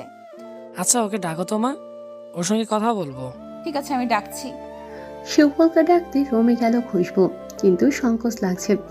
যে লোক তার প্রথম স্ত্রীকে ঠকিয়ে তাকে বিয়ে করেছে, তার সঙ্গে কি সত্যি ভালো ব্যবহার আসে? ভেতর থেকে একটা দীর্ঘশ্বাস বেরিয়ে এলো তার। সে মুখে ডাকলো না, পানি ছিটিয়ে দিল সুফলের মুখে। সুফল ধরপড়িয়ে উঠে বসে ঘাবড়ে গিয়ে বলল, কে কে আপনি? কে? আয় রে আল্লাহ, নিজের স্ত্রীকে ভুলে গেলেন? মানে মানে কক্সবাজার থেকে ঘুরে এসে কি শর্ট টাইম মেমোরি লস হয়েছে? আপনি এভাবে পানি ছিটিয়ে দেবেন ভাবতেই পারিনি। বাবা ডাকছে আপনাকে, যান কথা বলুন। ভালোভাবে ডাকলেই পারতেন। ইচ্ছা হয়নি তাই ডাকিনি, এভাবে ডাকতে ইচ্ছে হলো, এভাবেই ডাকলাম। আর কোনো প্রশ্ন? না। সুফল উঠে চলে গেল আর খুশবু রান্নাঘরে গিয়ে রান্না চাপালো। সুফল এদিক সেদিক তাকিয়ে সাবধানী লহু গলায় বলল, এখানে না, আমার রুমে চলো বাবা, কথা ওখানেই বলবো। ও তাহলে তুমি বুঝেছো আমি কি নিয়ে কথা বলবো? হ্যাঁ বাবা, এখন চলো। মহসিন আহমেদ সুফলের রুমে গেলেন। সুফল হালকা করে দরজাটা ফিরিয়ে দিল। মহসিন আহমেদ বসে আস্তে আস্তে শুধালেন, বোমার রিপোর্টে কি এসেছে? আমি যা ধারণা করেছিলাম সেটাই। দেখো বাবা, প্রথমত যে কথাটা খুশবু বলেছে তা হলো সে আমার ফোন রেকর্ড থেকে জেনেছে আমার 9 বছরের সংসার আছে, অথচ আমার সব সময় ফোন রেকর্ড বন্ধ থাকে, অন করা হয় না। তারপর আমি ভালোভাবে চেক করে ওয়াশরুমে গেছি, আসার পরই দেখি সে এলোমেলো হয়ে আছে। তাহলে এর কি অবস্থা করবি? একটা সুরাহা তো করতেই হবে, তাই না? আমার সব কিছু ভাবায় আছে। ওকে খুব সাবধানে মেডিসিন দিতে হবে। ওকে কোনোভাবেই ডক্টরের কাছে নিয়ে যাওয়া যাবে না, যা করার লুকিয়ে করতে হবে সবটা। আচ্ছা, যা ভালো বুঝিস কর। বাবা মাকে বলবে আলাদাভাবে নজর রাখতে, হুট করেই যেন অনেক ভালো মানুষই না দেখায়, তবে ধরা পড়ার সম্ভাবনা আছে, ও ধরে ফেলবে। ঠিক আছে, তুই কিন্তু কোনোভাবেই ডিভোর্সের জন্য রাজি হবি না। মাথা খারাপ, ওকে আমি ভালোবাসি বাবা। মহসিন আহমেদ বেরিয়ে গেলেন কথা বলা শেষ করে। বেরিয়ে তিনি দেখলেন খুশবু দাঁড়িয়ে আছে, তার হাতে কফি। মিষ্টি হাসি দিল খুশবু। বিনিময়ে মহসিন আহমেদও হাসলেন। তার ভয় হচ্ছে খুশবু কিছু শুনে ফেললো নাকি এসব ভেবে। পাশ কাটিয়ে চলে গেলেন তিনি। খুশবু কফি নিয়ে শব্দ করে রাখতেই হক চুকিয়ে গেল সুফল। সে কিছু ফাইল ঘাটছিল। খুশবু আশায় তাড়াহুড়ো করে সে আবার ঢুকিয়ে রাখলো।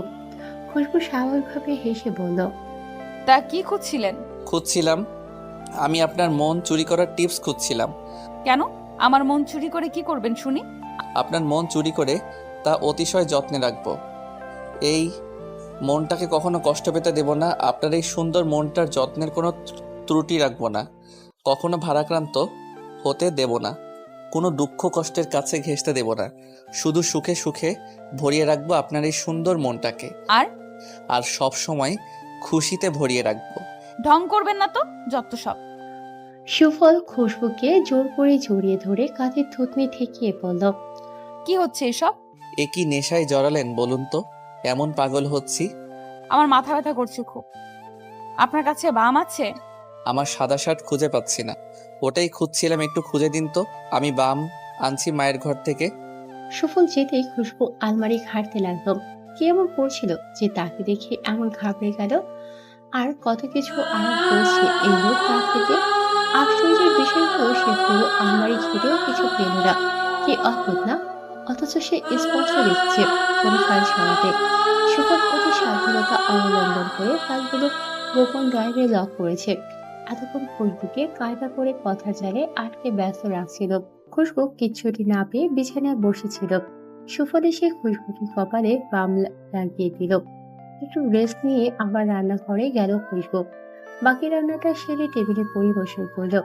সে ভাবতে লাগলো গত কয়েকদিনের কথা। সে রাতে ঘুমোলো কিছুই বুঝতে পারে না। তার ঘুম তো এতটা ভারী ছিল না, তবে এখন কেন এতটা ভারী ঘুম হচ্ছে? তার তো একটা ফোনও নেই। আজ সে সুফলকে বলবে যেন একটা ফোন তাকে কিনে দেয়। তাকে কখনো একটা ফোন কেন দেওয়া হলো না? কেন? এটাও একটা প্রশ্ন। এবারে সবকিছুই এখন কেমন যেন অদ্ভুত লাগে তার কাছে। খুশবু দুপুর থেকে কেমন অদ্ভুত ব্যবহার করছে। বিছানার চাদর থেকে শুরু করে টেবিলের বই, ক্যাবিনেট, আলমারি সবকিছুই এলোমেলো করে ফেললো সে। কাঙ্ক্ষিত জিনিস খুঁজে না পেয়ে ফ্লোরে হাঁটু মুড়িয়ে বসে পড়ল। থরথর করে কাঁপছে সে। তার সারা শরীরে বিশ্রীভাবে একের পর এক আঁচড় কাটতে লাগলো। কেমন যেন অস্বাভাবিক লাগছে তাকে। হাত দিয়ে মুখ ক্রমাগত ডলছিল। চোখ লাল হয়ে গেছে, একদম ছন্দ ছাড়া উন্মাদের মতো। নিজের চোখ টানছে সে। চোখে ভেসে উঠছে কিছু বিভৎস দৃশ্য। সে দরজার কাছে দাঁড়িয়ে আছে, আর তার সামনেই তার অতি প্রিয় একজন রক্তাক্ত হয়ে গড়াগড়ি খাচ্ছে। যে লোকটা আঘাত করেছে তার হাতে একটা রামদা, সেই দা বেয়ে টুপটাপ করে রক্ত গড়িয়ে পড়ছে। তাকে দরজার কাছে দাঁড়িয়ে থাকতে দেখে আহত ব্যক্তিটি অস্পষ্ট স্বরে বলছে, পালা এখান থেকে। রাতের অন্ধকারে খুশবু আলু খালু পায়ে ছুটছিল, আর পেছনে সেই ভয়ঙ্কর লোক। সে মাথাটা সবে এলিয়ে দিয়ে চোখ বন্ধ করেছে। এমন সময় নিহারি এসে তাকে ডাকতে লাগলো। তার মস্তিষ্ক খুন চেপে যাওয়ার মতো গরম হলো। তাকে কেন ডাকে এই বুড়ি? সে উঠে দাঁড়িয়ে পড়ল, শাশুড়িকে বিশ্রীভাবে বলল, এই বুড়ি, সন্ধ্যা হলেই তোর চুলকানি ওঠে? কেন জ্বালাস আমারে? কি হয়েছে তোর? নিহারি বিস্মিত হয়ে গেলেন খুশবুর এমন রূপ দেখে। হঠাৎ কি হলো এই মেয়েটার? এত খারাপ ব্যবহার করছে তার সঙ্গে। রেগে বললেন, এই, তোমার সাহস তো কম না? এমন বিচ্ছিভাবে কথা বলতে মুখে বাঁধলো না একটু? না বাদলো না। তোর কি সমস্যা? আমাকে কেন ডাকোস? বুড়ি, সামনে থেকে যা। আমি কি করব নিজেও জানি না। মেরে দেব, খুন করে দেব বললাম। সরে যা। এমন ভয়ঙ্কর কথা শুনে ভয়ে শিউরে ওঠেন নিহারি। তিনি আর এক মুহূর্ত দাঁড়ালেন না, নিজের রুমে গিয়ে সুফলকে কল করলেন। বাবা সুফল, তোর বউকে ভূতে টুতে পেয়েছে নাকি? কেমন অদ্ভুত ব্যবহার করছে, কি ভয় লাগছে তাকে। চোখ মুখ কেমন লাল হয়ে গেছে, আর বিশ্রীভাবে আমাকে তুই তোকারি করছে। আগে কথার উত্তর দিলেও এমন বাজে আচরণ করেনি, কিন্তু এখন কেমন করছে, এমন কলিজা ছিদ্র করা কথা বলছে। ভাবতেই পারছি না কি হচ্ছে। মা, তুমি ওর কাছে যেও না, তোমার ঘরে গিয়ে বসে থাকো। ভাবি কোথায়? রূপা তো নেই, আজ বাপের বাড়িতে গেল এই দুপুরেই। আচ্ছা, রুমেই থেকো, বের হবে না, আমি আসছি। ঠিক আছে, আয় তুই বাবা। সুফল দ্রুত বাড়ি ফিরল। এসে দেখলো পুরো ঘর জুড়ে জামা কাপড় ছড়ানো ছিটানো। খুশবু রুমের এক কোণায় গুটিয়ে আছে। খুব সন্তর্পণে সুফল পানিতে একটা ওষুধ মিশিয়ে দিল। বিড়াল পায়ে এগিয়ে গিয়ে খুশবুর কাঁধে হাত রাখতে ছিটকে সরে গেল সে। তুই তুই কি করছিস? আমাকে টাচ করছিস কি জন্য? সর, আমার মাথা প্রচন্ড জ্বলছে। আমি আপনার স্বামী, ভালো করে তাকিয়ে দেখুন। খুশবুর এলোমেলো চুলে মুখের আদলে বদলে গেছে। দাঁতে নখ খুঁড়তে খুঁড়তে বলল, আমার লাগবে, আমাকে এনে দে। কি লাগবে? কি? আচ্ছা, আনবো, যা আপনি চান। এখন নিন, পানি খান। খুশবু খেতে চাইল না, কিন্তু সুফল তাকে জোরপূর্বক পানি খাওয়ালো। মিনিট দুই পেরোতেই খুশবু ঘুমিয়ে পড়ল। সুফল ফ্লোর থেকে কোলে তুলে দিয়ে খুশবুকে শুইয়ে দিল। খুশবু বেঘরে ঘুমাচ্ছে, আর সুফল তাকে দেখে মুগ্ধ হয়ে হাসছে। এলোমেলো চুলেও কি মিষ্টি লাগছে তার বউকে। সে চুলগুলো ঠিক করে দিল, তারপর কপালে চুমু খেয়ে বেরিয়ে গেল। সে তার মায়ের রুমে গিয়ে দেখল তার মা কেমন চুপসে গিয়ে খাটের কোণে বসে আছে। সুফল গুটি গুটি পায়ে তার মায়ের কাছে গিয়ে বসলো। মায়ের হাত চেপে ধরে বলল, মা, আর তো কটা দিন, আর একটু সহ্য করো, দেখবে সব ঠিক হয়ে গেছে। তার মানে তুই এই মেয়েকে জেনে শুনে ঘরে তুলেছিস? ওকে সব ভোলাতে হবে, ওকে যে কোনোভাবে আমার নিজের করে রাখবই মা। সেজন্য তোমাদের সবার সাহায্য চাইছি। আমাকে একটু আগে হুমকি দিয়েছে, বলেছিল খুন করে দেব, মেরে দেব। ও কি এসব হুঁশে থেকে বলেছে? ওর যে একটা সমস্যা আছে সেটা ওকে বুঝতে দেওয়াই যাবে না, এভাবেই ওকে মেনে নিতে হবে। আমাকে কবে জানি এই মেয়ে সত্যি মেরে দেবে। কি সব বলো? ও কখনো এসব করবে না, ভুলে যাও না সবটা। আচ্ছা শোনো, আজকে রান্নাটা তুমি করে নাও মা, প্লিজ। দেখলেই তো বেচারির কি অবস্থা। হয়েছে, এত হেয়ালি করবি না। আগে যেন আমি তোদের বাপ বেটার রান্না করে খাওয়াইনি কখনো। হেসে উঠল সুফল, পাকে জড়িয়ে ধরে কপালে চুমু দিয়ে বলল, থ্যাংক ইউ মা, আমাকে বোঝার জন্য। এই পাজি ছেলে, এবার কানমলা খাবি। মাকে কেউ থ্যাংক ইউ দেয়? মায়েরা সন্তানের জন্য নিজেদের জান কোরবান করে দিতে পারে, আর সামান্য এই মেয়েকে মেনে নিতে পারবো না? আমার লক্ষ্মী মা, আমি তোমাকে অনেক ভালোবাসি মা। নিহারি ছেলের চিবুক ছুঁয়ে আদর করলেন। ছেলের মুখের দিকে তাকিয়ে তিনি সবটা মেনে নিচ্ছেন, না হলে এমন মেয়েকে ঘরে তুলতেন না তিনি। খুশবুর যখন ঘুম ভাঙলো তখন সবকিছু স্বাভাবিক ছিল। সে শুধু ভাবছিল সে ঘুমালো কখন, এখন কটা বাজে। আড়মোড়া ভেঙে খুশবু বিছানা ছাড়লো, আর তখনই সুফল খাবার হাতে রুমে ঢুকলো। এই ঘুম ভাঙলো? হ্যাঁ, কিন্তু আমি কখন ঘুমালাম? কটা বাজে? যখনই ঘুমান না কেন, এতে কি হয়েছে? আজ রান্না করিনি, মা বকবে নিশ্চয়ই। না মা, নিজেই রান্না করেছেন। আচ্ছা, আপনাদের এত বড় বাড়ি, এত টাকা পয়সা, কাজের লোক নেই কেন? এমনি, বাবা রাখতে চান না। বাইরের লোককে বিশ্বাস হয় না, এখনকার সময় বিশ্বস্ত মানুষ পাওয়া প্রায় অসম্ভব। আপনি আসার আগে আরও 3 জন ছিল। বছর 2 ভালোই কাজ করে, ভালো কথা বলে, কিন্তু সময় পেলেই টাকা পয়সা চুরি করে পালিয়ে যায়। সেবার ঈদে একজন মায়ের গহনা নিয়ে চলে গেল। 3 জন লোক রাখলাম আর 3 জনই কিছু না কিছু গন্ডগোল করে চলে গেছে। আচ্ছা বুঝলাম, তাই বলে সবাই একরকম করবে? এটা একদমই ভুল ভাবনা। আমার চেনা জানা একজন আছে, তাকে রাখবেন? আপনি বললে আমি খবর দেব ওকে। সুফল দ্বিধাবোধ করছে। একটা কাজের লোক রাখলে তাকে হাতে রাখাও একটা সমস্যা হয়ে দাঁড়াবে। খুশবুকে ঔষধ দেওয়া, ওর ওপর নজর রাখাটা একটু কঠিন হবে, কিন্তু এভাবে কাজের লোক নেবে না। বারণ করলেও খুশবুর সন্দেহ হবে। সুফল সবকিছু ভেবে মনের সঙ্গে দ্বিধাদ্বন্দ্বে গিয়েও বলল, ঠিক আছে, খবর দিন। যদি ভালো হয় তো একেবারে রেখে দেব। জফুরা খালা অনেক ভালো। ও, তার মানে আপনি আগে থেকে ঠিক করে রেখেছিলেন? খুশবু সহাস্যে বলল, না, আগে থেকেই না, আমার প্রথমেই ওর কথাই মনে হলো।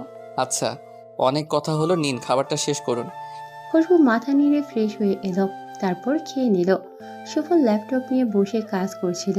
খুশবু তার কাছে এসে দাঁড়িয়ে অস্বস্তি নিয়ে বলল, আমার তো ফোন নেই। জফুরা খালাকে খবর দিব যে তার উপায় নেই। আপনার ফোনটা একটু দেওয়া যাবে? হ্যাঁ, এটা জিজ্ঞেস করার কি আছে, এই নিন। খুশবু খুশি হয়ে ফোন নিয়ে বারান্দায় গেল। নাম্বার ডায়াল করে জহুরাকে কল দিল। প্রথমবারের পর দ্বিতীয়বার রিং হলে কল রিসিভ করলো অপর পাশ থেকে। হ্যালো জফুরা, হ্যাঁ, কেডা কইতাছেন? আমি খুশবু। ও খুশবু, কত দিন পর কল দিলি। তোর আমারে আইজি মনে হইল? আমার তো ফোনই নেই। শোনো, কালই তোমাকে আমার শ্বশুরবাড়িতে আসতে হবে। কি কস? আমি ওখানে যাইয়া কি করবো? আগে আসো, পরে সবটা বুঝিয়ে বলবো। এখন ফোনেই সব বলা যাবে না। কি হয়েছে কত? কোনো গুরুত্বপূর্ণ বিষয় মনে হইতাছে? হো, এখানেও তো একটা গড়বড় হয়েছে। এত কথা না বলি, তুমি এসো, আমি অ্যাড্রেস সেন্ড করছি। আচ্ছা। সুফল খুশবুর প্রতিটি কথা শুনছিল। কি এমন কথা যা ফোনে বলা যাবে না? নজর রাখতে হবে তাকে। কোনোভাবেই খুশবুকে বাড়ির বাইরে বেরোতে দেওয়া যাবে না। যথাসময়ে জফুরা এসে উপস্থিত হলো খুশবুর শ্বশুর বাড়িতে। সবার সঙ্গে পরিচয় করিয়ে দেওয়া হলো তাকে। সুফল আর চোখে বারবার সন্দেহের দৃষ্টিতে তাকাচ্ছিল জফুরার দিকে। সকলে তার সঙ্গে কথা বলে বলতো জফুরা ভালো, তার মধ্যে কোনো গন্ডগোল নেই। তবে একদিনের তো আর মানুষ চেনা যায় না, হতে পারে সর্ষের মধ্যে ভূত লুকিয়ে আছে। জফুরাকে এখানেই রাখা হলো। তার বয়স 30-35, বিয়ে হয়েছিল, সেই বিয়ে টেকেনি। স্বামী নেশা করত, গায়ে হাত তুলতো বলে স্বামীর ঘরে আর যায়নি সে। আর বিয়েও করেনি দ্বিতীয়বার। মানুষের বাড়িতে বাড়িতে কাজ করে খায় সে। এসব ইনফরমেশন বাড়িতে অবশ্যই খুশবুই দিয়েছে। তবু সুফল খোঁজ লাগালো জফুরার বিষয়ে। খুশবু আর জফুরা রান্নাঘরে কাজ করছিল। তারা অত্যন্ত সাবধানে আর ফিস করে কিছু নিয়ে কথা বলছিল। এখন আর খুশবুকে বিষণ্ণ মনমরা লাগে না। সবার সঙ্গে ভালোভাবে কথা বলে, কারো কথায় গায়ে লাগায় না। যা করে সবকিছু জফুরার সঙ্গে। সুফলেরও তেমন সন্দেহ হয়নি জফুরাকে। জফুরা সত্যি ডিভোর্সি। নিয়ম করে অতি সাবধানে খাবারের সঙ্গে মেডিসিন মিশিয়ে দেওয়া হচ্ছে খুশবুকে। খুশবুর খাবার সুফল কাউকে দিতে দেয় না। পারুলকে গ্রাম থেকে নিয়ে এলো সুফল। তার অবশ্য বিরাট কারণ আছে। যদিও পারুল আসতে চায়নি, কিন্তু তার মেজো আপার জন্য সে সবকিছু করতে পারে। যেখানে প্রশ্ন তার মেজো আপা, সেখানে সে দ্বিতীয়বার সংখ্যা বা দ্বিমত পোষণ করতে পারত না। আর এই দুর্বলতাকেই কাজে লাগিয়েছে সুফল। পারুলকে দেখে অবাক চোখে তাকিয়ে রইল খুশবু। খুশিতে ছুটে এসে বোনকে দুহাতে ঝাপড়ে ধরল। দুহাতে পিষ্ট করে ফেললো, এরকম ভাবে ধরেছে সে। পারুল কাছে। খুশবু গুনগুনিয়ে কেঁদে উঠল। আরে বোকা মেয়ে, কাঁদছিস কেন? তুমিও তো কাঁদছো আপা। খুশবু চোখ মুছল নিজের। দু হাতে নিজের আদরের ছোট বোনের চোখও মুছে দিল। সুফল ওদের দু বোনের কাণ্ড দেখে হাসছিল মুগ্ধ হয়ে। তুই কার সঙ্গে এলি? আজ স্কুল থেকে এসে দেখে ভাইয়া আমাদের বাড়িতে খাওয়া দাওয়াও করলো বিকেলে। খাওয়া শেষে আমাকে বললো রেডি হতে, তোমাকে চমকে দেবে বলে তোমাকে কিছু জানাইনি। খুশবু সুফলের দিকে তাকালে দাঁত বের করে হাসল সে। খুশবু তার হাসিতে আকর্ষণ খুঁজে পেল। কি যেন আছে সেই হাসিতে, তার খুব করে বলতে ইচ্ছে করল। আপনি খুব সুন্দর করে হাসেন, আমি ঘায়েল হয়ে যাই আপনার হাসিতে। সুফলের দিকে চোখ ফিরিয়ে নিল খুশবু। পারুলকে সোফায় বসালে সে জিজ্ঞেস করল, মেজো আপা কেমন আছো? ভালো আছি, তুই কেমন আছিস পারুল? ভালো আছি। বাবা, আম্মা, বড় পাপা? ভালো আছে সবাই। পারুল বলতে পারল না বড় আপার কথা। তার ভেতরটা কেমন যেন হা হুতাশে ভরে ওঠে। একটা দীর্ঘশ্বাস বেরিয়ে আসে তার বড় আপার কথা মনে পড়লেই। তার মেজো আপা কেন সে জিজ্ঞেস করে প্রতিবার। নিহারি বাইরে বেরিয়ে এলেন। খুশবু তাকালো তার দিকে। তার বোনের সঙ্গে কেমন ব্যবহার করবে তার শাশুড়ি মা, তার ধারণাকে সম্পূর্ণ বদলে দিয়ে নিহারি বেশ সুন্দর করে কথা বলল পারুলের সঙ্গে। পারুল এখন সবার সঙ্গে শুদ্ধ ভাষায় কথা বলে। জাফরও বেশ কিছুক্ষণ আড্ডা দিল ওদের সঙ্গে।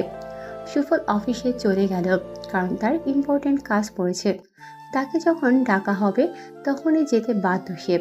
সুফলের চাকরি সম্পর্কে বাড়ির কারো কোনো ধারণা নেই। আসলে তার কাজটা কি? খুশবু অবশ্য মাথা ঘামায়নি এ বিষয়ে। সুফলের চাকরি সম্পর্কে মহসিন আহমেদ জানেন শুধু, আর বাড়িতে কাউকে জানায়নি সুফল।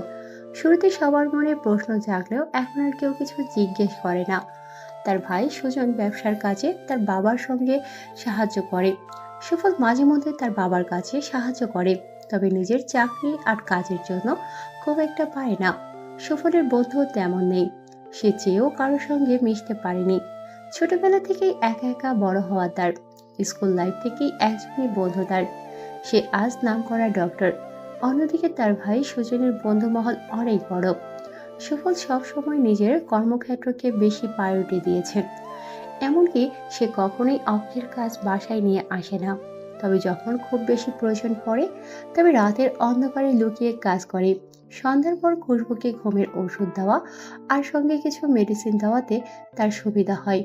সে যখন ইচ্ছে বাড়ি থেকে বেরোতে পারে। তার সময় অসময়ে বেরোতে সমস্যা যেন না হয় সেজন্য মূলত কাজের লোক রাখা হয়নি এতদিন। সুফলের ফোন ভাইব্রেট করতে লাগলো। ফোন রিসিভ করতেই বলল, আমি আসছি রুকন। জলদি আসুন স্যার, আমাদের আপনাকে খুব বেশি প্রয়োজন। এত হাইপার কেন হয়ে আছো বলো তো? স্যার, লাশটা এতটা বিশ্রী আর জঘন্য দেখে আমরা শক, অনেক ভয় তথেষ্ট হয়ে আছি। তদন্ত যে করব তারও উপায় নেই, পুরো বডি কেমন থেতলানো। লাশের বিবরণ শুনে দু চোখ বন্ধ করে নিল সে। ইদানিং খুনিরা এমন চালাক হয়েছে যে তাদের ট্রেস করা অনেক কষ্টকর হয়। কিছুদিন থেকে এমন কিছু লাশ পাওয়া যাচ্ছে যে তাদের বডি শনাক্তকরণীয় নির্ধারণে ভীষণই কঠিন। হয় পুরো লাশ গলিয়ে ফেলা হয়, না হয় থেতলে দেওয়া হয়, যেন কেউ হামানদিস্তা দিয়ে মশলা পিষে ফেলেছে। সুফল দ্রুত অফিসের পোশাক গাড়িতেই পরে নিল। সে যে পুলিশের এসআই তা লুকিয়ে রাখার অন্যতম কোনো কারণ নেই। সে নিজের কর্মক্ষেত্রকে অপ্রকাশিত রাখতেই পছন্দ করে। এসআই পদকে বলা হয় পুলিশের মেরুদণ্ড, কারণ পুলিশের মধ্যে অনেক সময় বিভিন্ন ধরনের তদন্ত করার প্রয়োজন পড়ে। এগুলো তারাই করে থাকে, আর বিভিন্ন ধরনের ফিল্ডার ওয়ার্কগুলো পুলিশের এসআই পদ দ্বারা সম্পন্ন হয়। গভীর রাত, সুফল যখন বাড়ি ফিরল তখন বাড়িটা নিস্তব্ধ লাগছিল। জফুরা একটু শব্দ পেয়ে সতর্ক হলো। সে জেগে আছে খুশবুর কথায়। খুশবু থেকে বলেছে যেন সুফলের উপর নজর রাখে। এমনটা কেন করতে বলেছে তা সে জানে না। সুফল যে তার থেকেও বেশি সতর্ক তা কি জানে জফুরা? জফুরা তাকে অবলম্বন করা দেখে হাসলো সুফল। সে বুঝতে পারল কিছু একটা হচ্ছে তার আড়ালে। সে ড্রয়িং রুমের আলো জ্বালালো। চমকে উঠল জফুরা। সুফল সহাস্যে প্রশ্ন করল, কি ব্যাপার জফুরা খালা, আপনি এখনো জেগে? আমতা আমতা করতে লাগলো জফুরা। ধরা পড়ে যাওয়ার পর তার মুখটা চুপসে আমসির মতো হয়ে গেছে। সে বোথা মুখে বলল, আসলে পানি খাইতে উঠেছিলাম, এরপর দেখি আপনি, তাই ডরাইয়া গেছিলাম। ভাবছিলাম চোট্টর আইলো নাকি। আচ্ছা, আমি হাত মুখ ধুয়ে আসি, আমাকে একটু খেতে দিন খালা। মাথা নাড়ল জফুরা। ফোঁস করে শ্বাস ছাড়ল সে। সুফল যেতে যেতে ভাবলো এই সুযোগে কিছু প্রশ্ন করতে পারবে জফুরাকে। রমিকে দেখলো খুশবু পারুলকে জড়িয়ে ধরে ঘুমাচ্ছে। আজ তার মানে তার বউ ছাড়াও ঘুমাতে হবে। মনটা খারাপ হলো তার। ঘুমের ওষুধ খেয়ে মেয়েটা যখন ঘুমোয় তখন সে সাদরে তার বউকে ছড়িয়ে ধরে ঘুমাতে পারে। এতদিনের অভ্যাসে আজ ভাটা পড়ল। তার বুকটা কেমন যেন করে উঠল। একটা শূন্যতা অনুভব হতে লাগলো এখন থেকে। সে ফ্রেশ হয়ে এসে দেখল জফরার খাবার সাজানো শেষ। তার ফ্রেশ হতে 10 মিনিট লেগেছে, আর এর মধ্যে সব খাবার গরম করা হয়েছে দেখে একটু অবাক না হয়ে পারল না সে। খাবার টেবিলে বসে জিজ্ঞেস করলো। খুশবু খাবার খেয়েছে? হ্যাঁ, পারুলের নিজের হাতে খাওয়াইয়া দিছে। তার নাকি স্বাদ জাগছে, তার আপাকে খাইয়ে দিব। খিজে পাকলামি করলো দুই বেইনেতে। সুফল গাল ভরে হাসলো এই কথা শুনে। খাবার মুখে দিয়ে জিজ্ঞেস করলো, আপনাকে খুশবু খালা কেন ডাকে? তার সঙ্গে তো আপনার তেমন কোনো রক্তের সম্পর্ক নেই। আসলে আমরা তো একই পাড়ায় থাকি। ওর মায়েরে আমি আপা ডাহি আগে থেকেই, তাই খুশবু আমারে খালা ডাকে। আপনি ক বছর থেকে খুশবুদের গ্রামে থাকেন? আবারও ঘাবড়ে গেল জফরা। হিসেব রাখি নাই তো। আচ্ছা, তাও আনুমানিক কত বছর হবে? তা হবে 10-11 বছর। কিন্তু আপনি যে সেদিন বললেন জন্ম থেকে আপনি ওই গ্রামেই থাকেন। আবারও ঘাবড়ে গেল জফরা। এই প্রচন্ড শীতেও তার কপালে বিন্দু বিন্দু ঘাম জমতে লাগলো। সুফল তার সূক্ষ্মভাবে পরখ করলো, বলল, আরে এই সামান্য কথায় ঘামছেন কেন খালা? শান্ত হন, যান ঘুমাতে যান, আমি বাকিটা বুঝে নেব। জফরা মাথা নাড়ল এবং দ্রুত প্রস্থান ঘটালো। এখানে থাকলে না জানি আরো কত প্রশ্ন করে এই লোক। সকালবেলা খুশবুর রুম থেকে বেরিয়ে জফরাকে ডেকে তুলল। জফরাকে রান্নাঘরের এক প্রান্তে বসালো। জফরা ঘুম ঘুম কণ্ঠে বলল, এখন এত ভোরে এইখানে ডাকলি কেন? লজেন্স আছে তোমার কাছে? থাকলে। জফরার ঘুম ছুটে গেল। সে খুশবুর মুখ চেপে ধরল, চাপা কণ্ঠে বলল, এই চুপ চুপ, দেওয়ালেরও কান আছে, কেউ যদি শুনে তবে আমারও দিন শেষ। আমি এ বাড়ি থেকে বের হতেই পারছি না। বাইর হইতে হইব না, আমি আছি কিসের জন্যে? আমার এইদিকে মাথা খারাপ হয়ে যাচ্ছে। মা, ভালোভাবে সংসার কর, এতবার বাড়িস না। তাছাড়া এখন পারুল আছে। আমার মনে হইতাছে এইখানে পারুলেরে কোনো না কোনো উদ্দেশ্য আনা হয়েছে। আগে দেখতে হইব পারুল আমাগো জন্য কতটা সুবিধার। ওরে কি আমাদের বিরুদ্ধে নিয়ে যাওনের লাইগা আনা হইছে, নাকি কোনো বিশেষ কারণ আছে? খুশবু পারুলের নাম শুনে ক্রোধে ফেটে পড়ল। দাঁত কিরমির করে বলল, এই মুখে লাগাম দাও। আমি কি করতে পারি তা তুমি ভালোভাবেই জানো। আমার বোনকে এর মধ্যে একদমই আনবা না। তুই চুপ যা। তোর ভাতার কেন ওটাতে পারুলকে নিয়ে আইলো কো দেহি? আমার মন কইতাছে কোনো না কোনো ঘাপলা আছে। মুখ সামলে কথা বলো। আমার সঙ্গে এরকম বিশ্রী ভাষায় কথা বলবা না। আর আমার বোনকে এর মধ্যে জড়ালে বিপত্তি তোমার বাড়বে। ওর থেকে দূরেই থাকো। জফরা বোঝানোর চেষ্টা করতে আর কিছু বলবে তার আগেই আগমন ঘটল পারুলের। সে কিঞ্চিত সন্দেহের দৃষ্টিতে তাকিয়ে ভ্রুকুচকে জিজ্ঞেস করল, ওখানে কি করো আপা? তোমরা দুজনে এখানে এভাবে বসেই বা আছো কেন? খুশবু কথা কাটিয়ে স্বাভাবিকভাবে বলল, রান্না করব তো, তার প্ল্যানিং করছি। বল কি খাবি? সব তোর পছন্দের রান্না হবে আজ। পারুলের বিশ্বাস হলো না তার মেজ আপার কথা। কেন যেন মনে হচ্ছিল তারা দুজনেই কোনো জরুরি আলোচনা করছিল, কিন্তু সেটা লুকিয়ে রাখার মতোই কোনো বিশেষ কিছু।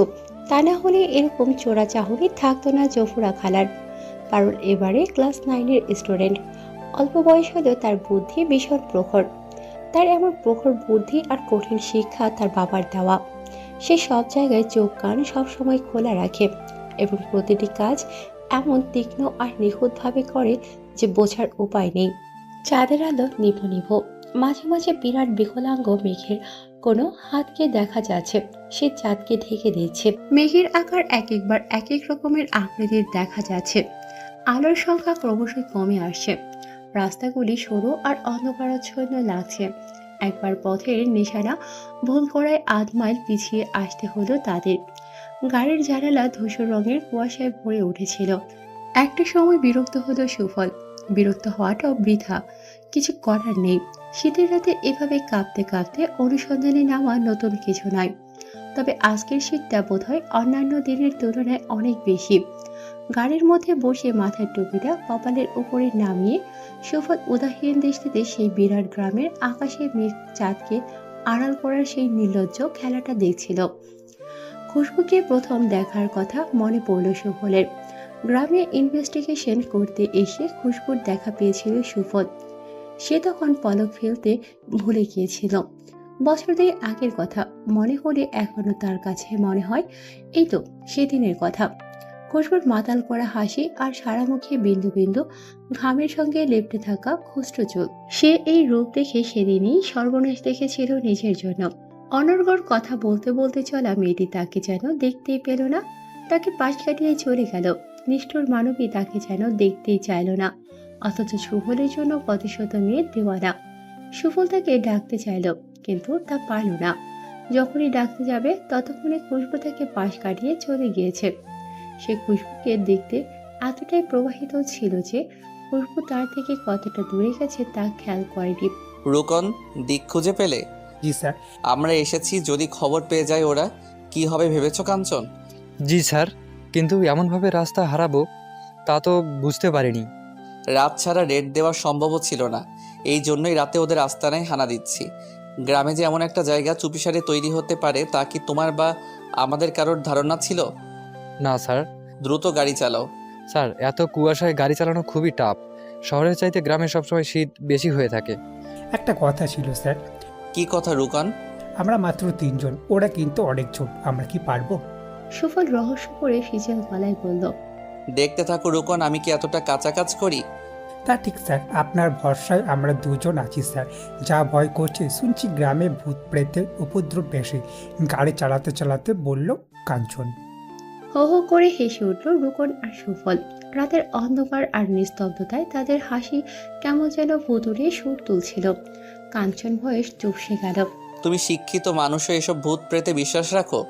না স্যার, কিন্তু আমার বউ বলে সে খুব বিশ্বাস করে ভূত প্রেতে।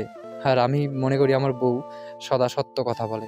আরেক দফা পেট ফাটা হাসিতে ফেটে পড়ল রুকন আর সুফল। বেটা ভীষণ বউ ভক্ত, তার বউ যা বলবে তার এক চুল কোথাও নড়চড় হবে না। তার বউ বলেছে মানে এটা মিথ্যে হলেও সত্যি। সুফল সহ ডিপার্টমেন্টের বাকি সবাই আগে থেকে জানে কাঞ্চন বউ দেওয়ানা। তোমার বউ আর কিছু বলেনি? বলেছে। তা ভূত প্রেত হামলা না করার কোনো টোটকা দেয়নি? দিয়েছে স্যার, শুকনো লঙ্কা পুড়ে দিয়েছে। গ্রামে আসবো শুনে। আর হাসিও না কাঞ্চন ভাই, এবারে থামো। হাসতে হাসতে বলল রুকন। একদম চুপ করে থাকো দুজনে। সুফলের কথাটা বলার ধরন এমন ছিল যে রুকন আর কাঞ্চন দুজনেও শিউরে উঠলে। তারা কাছাকাছি চলে এসেছে, এটা খেয়াল করা উচিত ছিল আরো আগে। যে কোনো সময় হামলা আসতে পারে। ব্যাপারটা খুবই জঘন্য হবে যদি আজ তারা সফল না হয়। সবকিছুর সম্বন্ধে উদাসীন হয়ে অন্যায় করার জন্য সমস্ত শক্তি সঙ্গত করে মানুষ কলঙ্কিত মন আর বিদ্রোহের অতৃপ্ত আকাঙ্ক্ষা নিয়ে তারা নিজেদের চলার পথ দুর্গম দেখেও অবৈধ ব্যবসা বাড়িয়ে দেওয়ার চেষ্টায় থাকে। সুফল সামনে আর পেছনে করুণ আর কাঞ্চন। পতিতালয়ে যাওয়ার পথটা ছোট, অন্ধকারাচ্ছন্ন একটা সরু গলির মধ্যে ঢুকে গেল তারা। কিন্তু এই সময়ে পেছন থেকে অতর্কিতে দুটো হাত ধাক্কা দিয়ে তাকে দেয়ালের গায়ে ঠেলে দিল। তারপরে একটা হাত প্রচণ্ড শক্তিতে তার টুটিটা চেপে ধরল। সতর্ক হওয়ার এতটুকু সময় তারা পেল না। রুকন আর কাঞ্চন তাদের দুজনকেও ধরে রেখেছে মুখোশধারী দুজন। বাঁচার জন্য পাগলের মতো চেষ্টা করছে সুফল। কোনো রকমে তার গলা থেকে আক্রমণকারীর হাতটা সরিয়ে দিল সে। মুহূর্তের মধ্যে রিভলভার বের করার একটা শব্দ তার কানে গেল। সে দেখতে পেল একটা রিভলভারের মুখ চকচক করছে, আর দেখলো সেই মুখ তার মাথাটা লক্ষ্য করে উঁচিয়ে রয়েছে। আবছায়ার মধ্যে তার নজর পড়ল একটা স্বাস্থ্যবান বেটে লোক তার দিকে মুখ করে দাঁড়িয়ে রয়েছে। হাঁপাতে হাঁপাতে জিজ্ঞাসা করলো, সে কি চাও? তোমরা আমাদের ধরছো কেন? চুপ, একটু নড়লেই তোকে এবং তোর সঙ্গীদের আমি গুলি করে মারবো। তুমি পাগল, আমরা তোমার কি করেছি? তোরে আস্তানা খোঁজ পেলি কি করে? কে দিয়েছে এর খোঁজ বল? খিক খিক করে হেসে উঠল সুফল। হাসতে হাসতে বলল, তোদের মাথায় কি ঘেলো নেই? আমরা পুলিশ, তোরা যদি সাপের গর্তেও লুকিয়ে থাকিস তোদের ঠিক পেয়ে যাব। আমাদের দোষ সম্পর্কে ধারণা, এ ধারণা নিয়ে আমাদের ধরেছিস।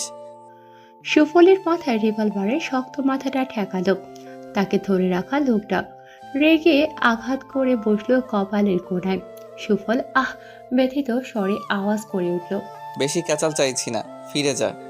রুকন আর কাঞ্চন দুজনেই ছটফট করছে নিজেদের ছাড়ানোর জন্য। কাঞ্চনে তার বইয়ের দেওয়া শুকনো লঙ্কার কথা মনে পড়ল। সে কোনো রকমে এক হাত দিয়ে পকেট থেকে শুকনো লঙ্কা বের করে সুযোগ বুঝে চোখে ঘষে দিল। মুহূর্তের মধ্যে ঘেরাও করা হলো পুরো আস্তানাটা। পেছন থেকে বেটে লোকটাকে আঘাত করে অজ্ঞান করা হলো। সুফল সুযোগ বুঝে তাকে ধরে রাখা লোকটার নির্মম দিয়ে আঘাত করল। কুকিয়ে উঠল লোকটা, আর রুকন আর কাঞ্চন তখন ছাড়া পেয়ে ভেতরে প্রবেশ করল। পুরো আস্তানা ঘেরাও করা হয়েছিল। মহিলা কনস্টেবলরা মেয়েদের ধরে ধরে গাড়িতে তুলছিল। সুফল চেঁচিয়ে বলল, সব কটা মেয়েদের দেখে শুনে তুলবে, কেউ যেন বাদ না পড়ে। একটা ব্যক্তিকেও বাদ রাখা হলো না, প্রত্যেকজনকে তুলে নেওয়া হলো, ভেঙে দেওয়া হলো আস্তানা। সুফল আগে থেকেই ফর্মাল গেট আপে অনেকজন মহিলা এবং পুরুষ কনস্টেবল নিয়ে আস্তানাটা ঘেরাও করিয়ে রেখেছিল। বিপদের আশঙ্কা বুঝে সবাই এক একে জঙ্গলের ভেতর থেকে বেরিয়ে আস্তানায় হামলা হানবে। কাঞ্চন যখন ভেতর থেকে আসছিল তখনই সে পরিচিত একটা নাম শুনে ক্ষণিকের জন্য থমকে দাঁড়িয়েছিল। তারা যখন ফিরছিল, সুফলের মুখ ছিল থমথমে, কপালে জ্বলছিল। ওই লোকটার আঘাত করেছিল তার কপালে, এতে সামান্য চোট লেগেছে, তার কেটেও গেছে, রক্ত জমাট বেঁধে রয়েছে। রুকনের মুখে জয়ের হাসি। কাঞ্চনকে অদ্ভুত লাগছে। সুফল তাকে তীক্ষ্ণ চোখে পরখ করে বলল, এই প্রথম তোমার বউয়ের টোটকা আমাদের কাজে লাগলো কাঞ্চন। কাঞ্চন হাসার চেষ্টা করেও পারল না। সুফল তার লক্ষ্য করে শুধালো, তোমাকে এমন লাগছে কেন কাঞ্চন? আমাকে ক্ষমা করুন স্যার, আমি বলতে পারছি না। ওই নোংরা বস্তিতে হঠাৎ একটা নাম শুনলাম। আমি ভুল শুনেছি নাকি সত্যি শুনেছি বুঝতে পারছি না। কি ধরনের কথা বলছো কাঞ্চন? আমাদের কাজের মধ্যেকার কথা লুকাচ্ছ তুমি? আর কার নাম শুনেছো? আমি বলতে চাই না। যদি একটুও সত্যতা থাকে তবে আপনি নিজে থেকেই জানতে পারবেন, কিন্তু এই মুহূর্তে বললে বিরাট ভুল হবে। তবে আমি এটাও জানি আপনি পারবেন সত্যি অবধি ঠিক পৌঁছাতে। আপনাকে প্রস্তুত থাকতে হবে। ধরে নিন আমি প্রতারণা করলাম আপনার সঙ্গে এই বিষয়টাতে, আমায় ক্ষমা করবেন। হতেই পারে আমি ভুল, আর আমি চাই যেন আমি সম্পূর্ণ ভুল হই। কী সব বলছো? তুমি নামটা বললে হয়তো আরও একটা কেস সহজ সলভ হতে পারে। রুকনকে হাত দিয়ে থামিয়ে দিল সুফল। জোর করে সে কিছু জানতে চাই না, নিজের মতো সবটা হ্যান্ডেল করবে। সুফল যখন বাড়ি ফিরল তখন ভোর হয়ে গেছে। মাথাটা হালকা হওয়া দরকার। দপদপ করছে, কপালের কাটা অংশে চিনচিনে ব্যথা অনুভব হচ্ছে। খুশবু তখন চিন্তিত মুখে বসে থরথর করে কাঁপছিল। সুফলকে দেখতে পেয়েই ছুটে গিয়ে তাকে জড়িয়ে ধরল। আপনি কোথায় ছিলেন কি বলুন তো? একটা খবর তো দিতে পারতেন। আহা, এত চিন্তা করছেন কেন? বাবা মা তোমরা কি ঘুমাওনি? বাবা তোমাকে তো জানিয়েছিলাম আসতে দেরি হবে। তোমার যে আস্তে আস্তে সকাল হবে তা তো বলোনি বাবা। তোমরা চিন্তা করছো কেন? আমি যে আজ প্রথম সকালে ফিরলাম তা তো না। সেটা তোমার বউকে বোঝাও, সে তো আর এতদিন ছিল না যে জানবে। আমরা এত করে বোঝালাম, বুঝলে তো? সকালেই এমন নাটক শুরু করেছে এই মেয়ে, বাড়ির সবাইকে ডেকে অস্থির করে ফেলেছে। কথাটা বলে রুম্পা মুখ ছামটা দিয়ে চলে গেল নিজের রুমে। মহসিন সাহেব কিঞ্চিৎ কাশলেন।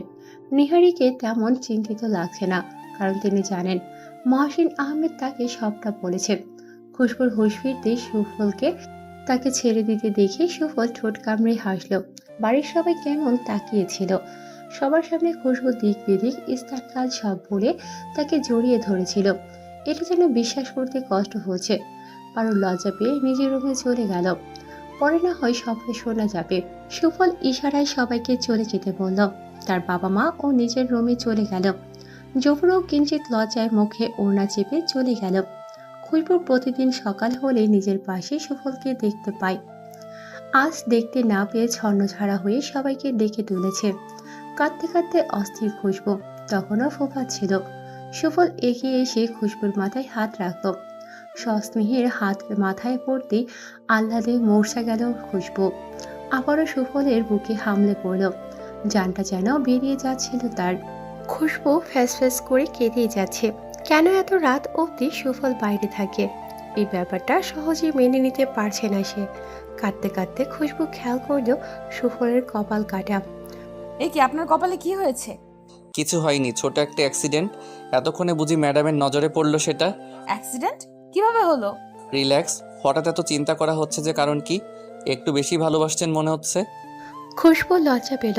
তার কপালে লাল আভা যেন ছড়িয়ে পড়তে লাগলো। আস্তে আস্তে মিষ্টি গলায় বলল, এসব কিছু না, আপনি বসুন, আমি আপনার কপাল ড্রেসিং করে দিচ্ছি। এমন পালাতে চাইছেন কেন? আসুন, অনেকদিন আপনার সঙ্গে গল্প করা হয় না, গল্প করি। গল্প পরে করব, আগে আপনার মাথার ক্ষত ক্লিন করে মলম লাগিয়ে দেব, এরপর আপনিই খাবেন। গল্প করার জন্য অঢেল সময় আছে। না নেই, পরে খাবো, এখন না। খাবার হলো রিজিক, রিজিক বন্টন হয়েছে আপনার। আপনি যদি যথাসময়ে তা গ্রহণ না করেন তার দায় কে নিবে শুনি? বাহ, আমার বউ যে এত সুন্দর কথা বলতে পারে জানতাম না তো, আমি মুগ্ধ হয়ে গেলাম। আমি বরাবরই সুন্দর করে কথা বলি, আপনি আগে খেয়াল করেননি হয়তো। আপনি কিন্তু বিভিন্ন মানুষের এমন হঠাৎ করেই পাবেন না। আপনি আমার স্বামী, আমি আপনার স্ত্রী, তাই আমার ক্ষেত্রে ব্যতিক্রম। আমার প্রতি মুগ্ধতাও হয়তো এর জন্যই বেশি। আমি আপনার মতো সুন্দর করে কথা বলতে পারি না খুশবু। সবাই সুন্দর করে কথা বলতে পারে, সহযোগী হয় মানুষ, অনুযোগী হয় পরিবেশ, সামর্থ্য আর সময়। দারুণ ব্যাপার। যারা সুন্দর কথা বলে সবসময় তাদের মনও সুন্দর হয়, এমন তো নয়। অনেকে সুন্দর সাজায় নিজেকে, সৌন্দর্য আনে, ব্যবহারে যেন ঢাকতে পারে নিজের আত্মার ক্ষয়। খুশবু খানিক চমকে উঠল কি? কথাটা তারা কি বোঝাতে চাইল সুফল? বুঝতে পারল না সে। প্রসঙ্গ বদলাতে চাইল সে। আর কোনো কথা নয়, চলুন চলুন। বলেই খুশবু টেনে নিয়ে গেল সুফলকে। যাওয়ার আগে হাঁক ছেড়ে ডেকে বলে গেল জফুরা খালা যেন খাবারটা তৈরি করে রাখে। ফার্স্ট এড বক্স নিয়ে ক্ষতটা পরিষ্কার করতে লাগলো খুশবু। আর সুফল অপলক তাকিয়ে রইল খুশবুর মুখের দিকে। এভাবে তাকিয়ে থাকলে অস্বস্তি হয়, আমার লজ্জা লাগছে ভীষণ। সুফল অন্যদিকে তাকিয়েছিল। হঠাৎই বলল, আপনি কি বাড়িতে ছিলেন আজ? চমকে উঠল খুশবু। তার হাত থেমে গেল। কাপা কাপা স্বরে বলল, কেন? এটা আবার কেমন প্রশ্ন? আপনার জুতোয় কাদা লেগে আছে খুশবু। কাদা? কিন্তু কাদা লাগার তো কথা না। একদম টাটকা কাদা, দেখুন। খুশবু তাকালো জুতার রেকের দিকে, তাকিয়ে হাসার চেষ্টা করে বলল, ও এই জুতো? এটা তো পারুল পরেছিল আজ সকালে উঠে হাঁটতে গিয়েছিল, কুয়াশায় হেঁটেছে, সেজন্য বোধহয় এমন কাদা লেগেছে। এত কথা বলবেন না, চুপচাপ বসে থাকুন। কপালে মলম লাগিয়ে ওয়ান টাইম ব্যান্ডেজ লাগিয়ে দিল খুশবু। সুফল দুষ্টু হেসে খুশবুর কোমর চেপে ধরল। কেঁপে উঠল খুশবু, লজ্জায় লাল হয়ে বলল, কি করছেনটা কি? দরজা খোলা আছে তো, কেউ দেখে ফেললে কি হবে ভেবেছেন? দেখলে দেখবে, আমি তো আমার বউকেই ধরেছি। আপনি খাবেন না? নত মস্তিষ্কে শুধাই খুশবু। খাবো, তবে পেটের খিদের চেয়ে বড় খিদেটা তো অন্য কিছুর। কি? ইশারায় কিছু একটা বোঝায় সুফল। খুশবু বোঝে অত্যন্ত লাজুক ভঙ্গিতে বলল, কি সব বলেন? একটু লাজ লজ্জার বালাই নেই লোকটার? এখনই কেউ চলে আসবে, ছাড়ুন তো। পেটের খিদে সবচেয়ে বড় খিদে মশাই। যান, ফ্রেশ হয়ে নিন। মিষ্টি হাসি দিয়ে সুফলের বেষ্টনী দিয়ে রাখা হাতখানা নিজের কোমর থেকে সন্তর্পণে সরিয়ে দিল খুশবু। সুফল উঠে দাঁড়িয়ে পড়ল। তার মুখখানা গোমরা হয়ে আছে। খুশবু সুফলের গোবেচারা মুখ দেখে আড়ালে হাসল। সুফল ওয়াশরুমের দিকে যাওয়ার সময় খুশবু সভয় বিস্ময় কণ্ঠে শোধালো, আপনি সামান্য জুতোর দিকেও এভাবে নজর রাখেন? বিষয়টি আশ্চর্যজনক না? না, আশ্চর্যের কি আছে? আমাদের রুমে ঢুকলেই সঙ্গে সঙ্গে জুতোর র্যাকের দিকে নজর দেয়, আর নজর পড়তে জুতোর কাদাটাও চোখে পড়েছে। আপনি খুব চালাক সুফল। আর আপনি বুঝি বোকাশোকা? কথাটা শুনেই হেসে উঠল খুশবু। কেমন অদ্ভুত সেই হাসি। হাসতে হাসতে বেরিয়ে গেল রুম থেকে। সুফল বোকার মতো তাকিয়ে রইল খুশবুর যাওয়ার দিকে। এখানে হাসার মতো কি কথা বলেছে সে? একটা নদীর পাড়ে বালির উপর একটা লাশ পাওয়া গেছে। পুরো নাক মুখে ঢুকে রয়েছে বালির দানা। নাক মুখ দিয়ে যেন বালির ছটা উপচে পড়ছে। যেন মনে হচ্ছে লোকটার মাথা অল্প পানিতে বালির মাঝে ডুবিয়ে ডুবিয়ে শ্বাস আটকে মারা হয়েছে। আজও একটা লাশ উদ্ধার করেছে তারা। ময়না তদন্তের জন্য লাশটা পাঠানো হলো। লাশের মুখাবয়ব এমন কদাকার যে কোনো সুস্থ স্বাভাবিক ব্যক্তি লাশটা দেখলেই জ্ঞান হারিয়ে ফেলবে। এমন বিশ্রী আর জঘন্য অপরাধ কে করেছে? কেন কোনো ক্লু পাওয়া যাচ্ছে না? একইভাবে লাশ গলানো হচ্ছে। বোঝাই যাচ্ছে কোনো সিরিয়াল কিলারের কাজ এটা। সর্বক্ষণ লাশ, খুন, রক্ত দেখতে দেখতে এখন আর এসব বড় কিছু মনে হয় না সুফলের কাছে। আশ্চর্যের বিষয় হচ্ছে প্রত্যেকটা লাশ পুরুষ মানুষের লাশ, আর বয়সের ব্যবধানও প্রায় কাছাকাছি হবে। কারো বাবা, কারো সন্তান, কারো স্বামী এই পৃথিবীর বুক থেকে নিশ্চিহ্ন হয়ে যাচ্ছে ক্রমেই। ভাবলে বুকটা কেমন যেন খা খা করে ওঠে। তাদের পরিবারের কি অবস্থা হয়েছে? কতটা ভেঙে পড়বে তারা যখন জানবে তাদের পরিবারের একজনকে এমন নৃশংসভাবে কেউ মেরে ফেলেছে। অবশ্য এখন লাশ শনাক্তকরণ করা যায়নি। সন্ধ্যায় একটা অদ্ভুত খবর পেয়ে সুফল তার টিম সহ বেরিয়ে পড়ল। একটি বারে মদের সাথে ড্রাগ এবং আফিং মিশিয়ে ব্যবসা করা হয়। প্রমাণসহ স্মাগলারদের ধরবে ওরা। পুরো বার ঘেরাও করা হলো যথাক্রমে। প্রত্যেকটা ব্যক্তিকে সার্চ করা হবে। রুকন, কাঞ্চন সহ আরও কয়েকজন অফিসার ভিতরে প্রবেশ করল। দল বেঁধে সবাই এক একজন নেশাক্ত ব্যক্তিদের ধরে গাড়িতে তুলছে। প্রথমে তাদের রক্ত নিয়ে পরীক্ষা করা হবে, দেখা হবে রক্তে কী ধরনের নেশাক্ত দ্রব্যের স্যাম্পল পাওয়া যায় এবং সেটা দ্রুত রিপোর্ট করে বের করবে। রিপোর্ট সহ বিভিন্ন প্রমাণ দিয়ে মাদক এবং ড্রাগ ব্যবসায়ীদের কঠিন শাস্তি দেওয়া হবে। বাড়ির মালিককে ধরতে হবে, বেটা বোধ হয় নাকে সর্ষের তেল মেখে ঘুমোচ্ছে। খুব সাবধানে বাড়ির উপরের তালার দেয়াল ঘেঁষে এগিয়ে গেল তারা। পিস্তল হাতের ডগায় শক্ত করে চেপে ধরেছে। বিপজ্জনক কিছু দেখলে টিকার চেপে দেবে। পেছন ফিরে এগোতে এগোতে সুফল বলল, রুকন, তুমি আর কাঞ্চন বরং বাড়ি যাও, পিস্তলটাকে সরিয়ে রাখো, তা না হলে বিপদে পড়তে পারো। Okay sir. মেজাজ খারাপ হলেও সুফলের। তার প্রিন্স মেরে বলা মশকরাও এরা ধরতে পারল না। পরক্ষণে কণ্ঠে কর্কশতা এনে বলল, লজ্জা করে না? পুলিশের চাকরি করো, আবার অ্যাকশনে এসে ঠকঠক করে কাঁপো। এত ভয় নিয়ে চাকরি করতে এসেছো কেন?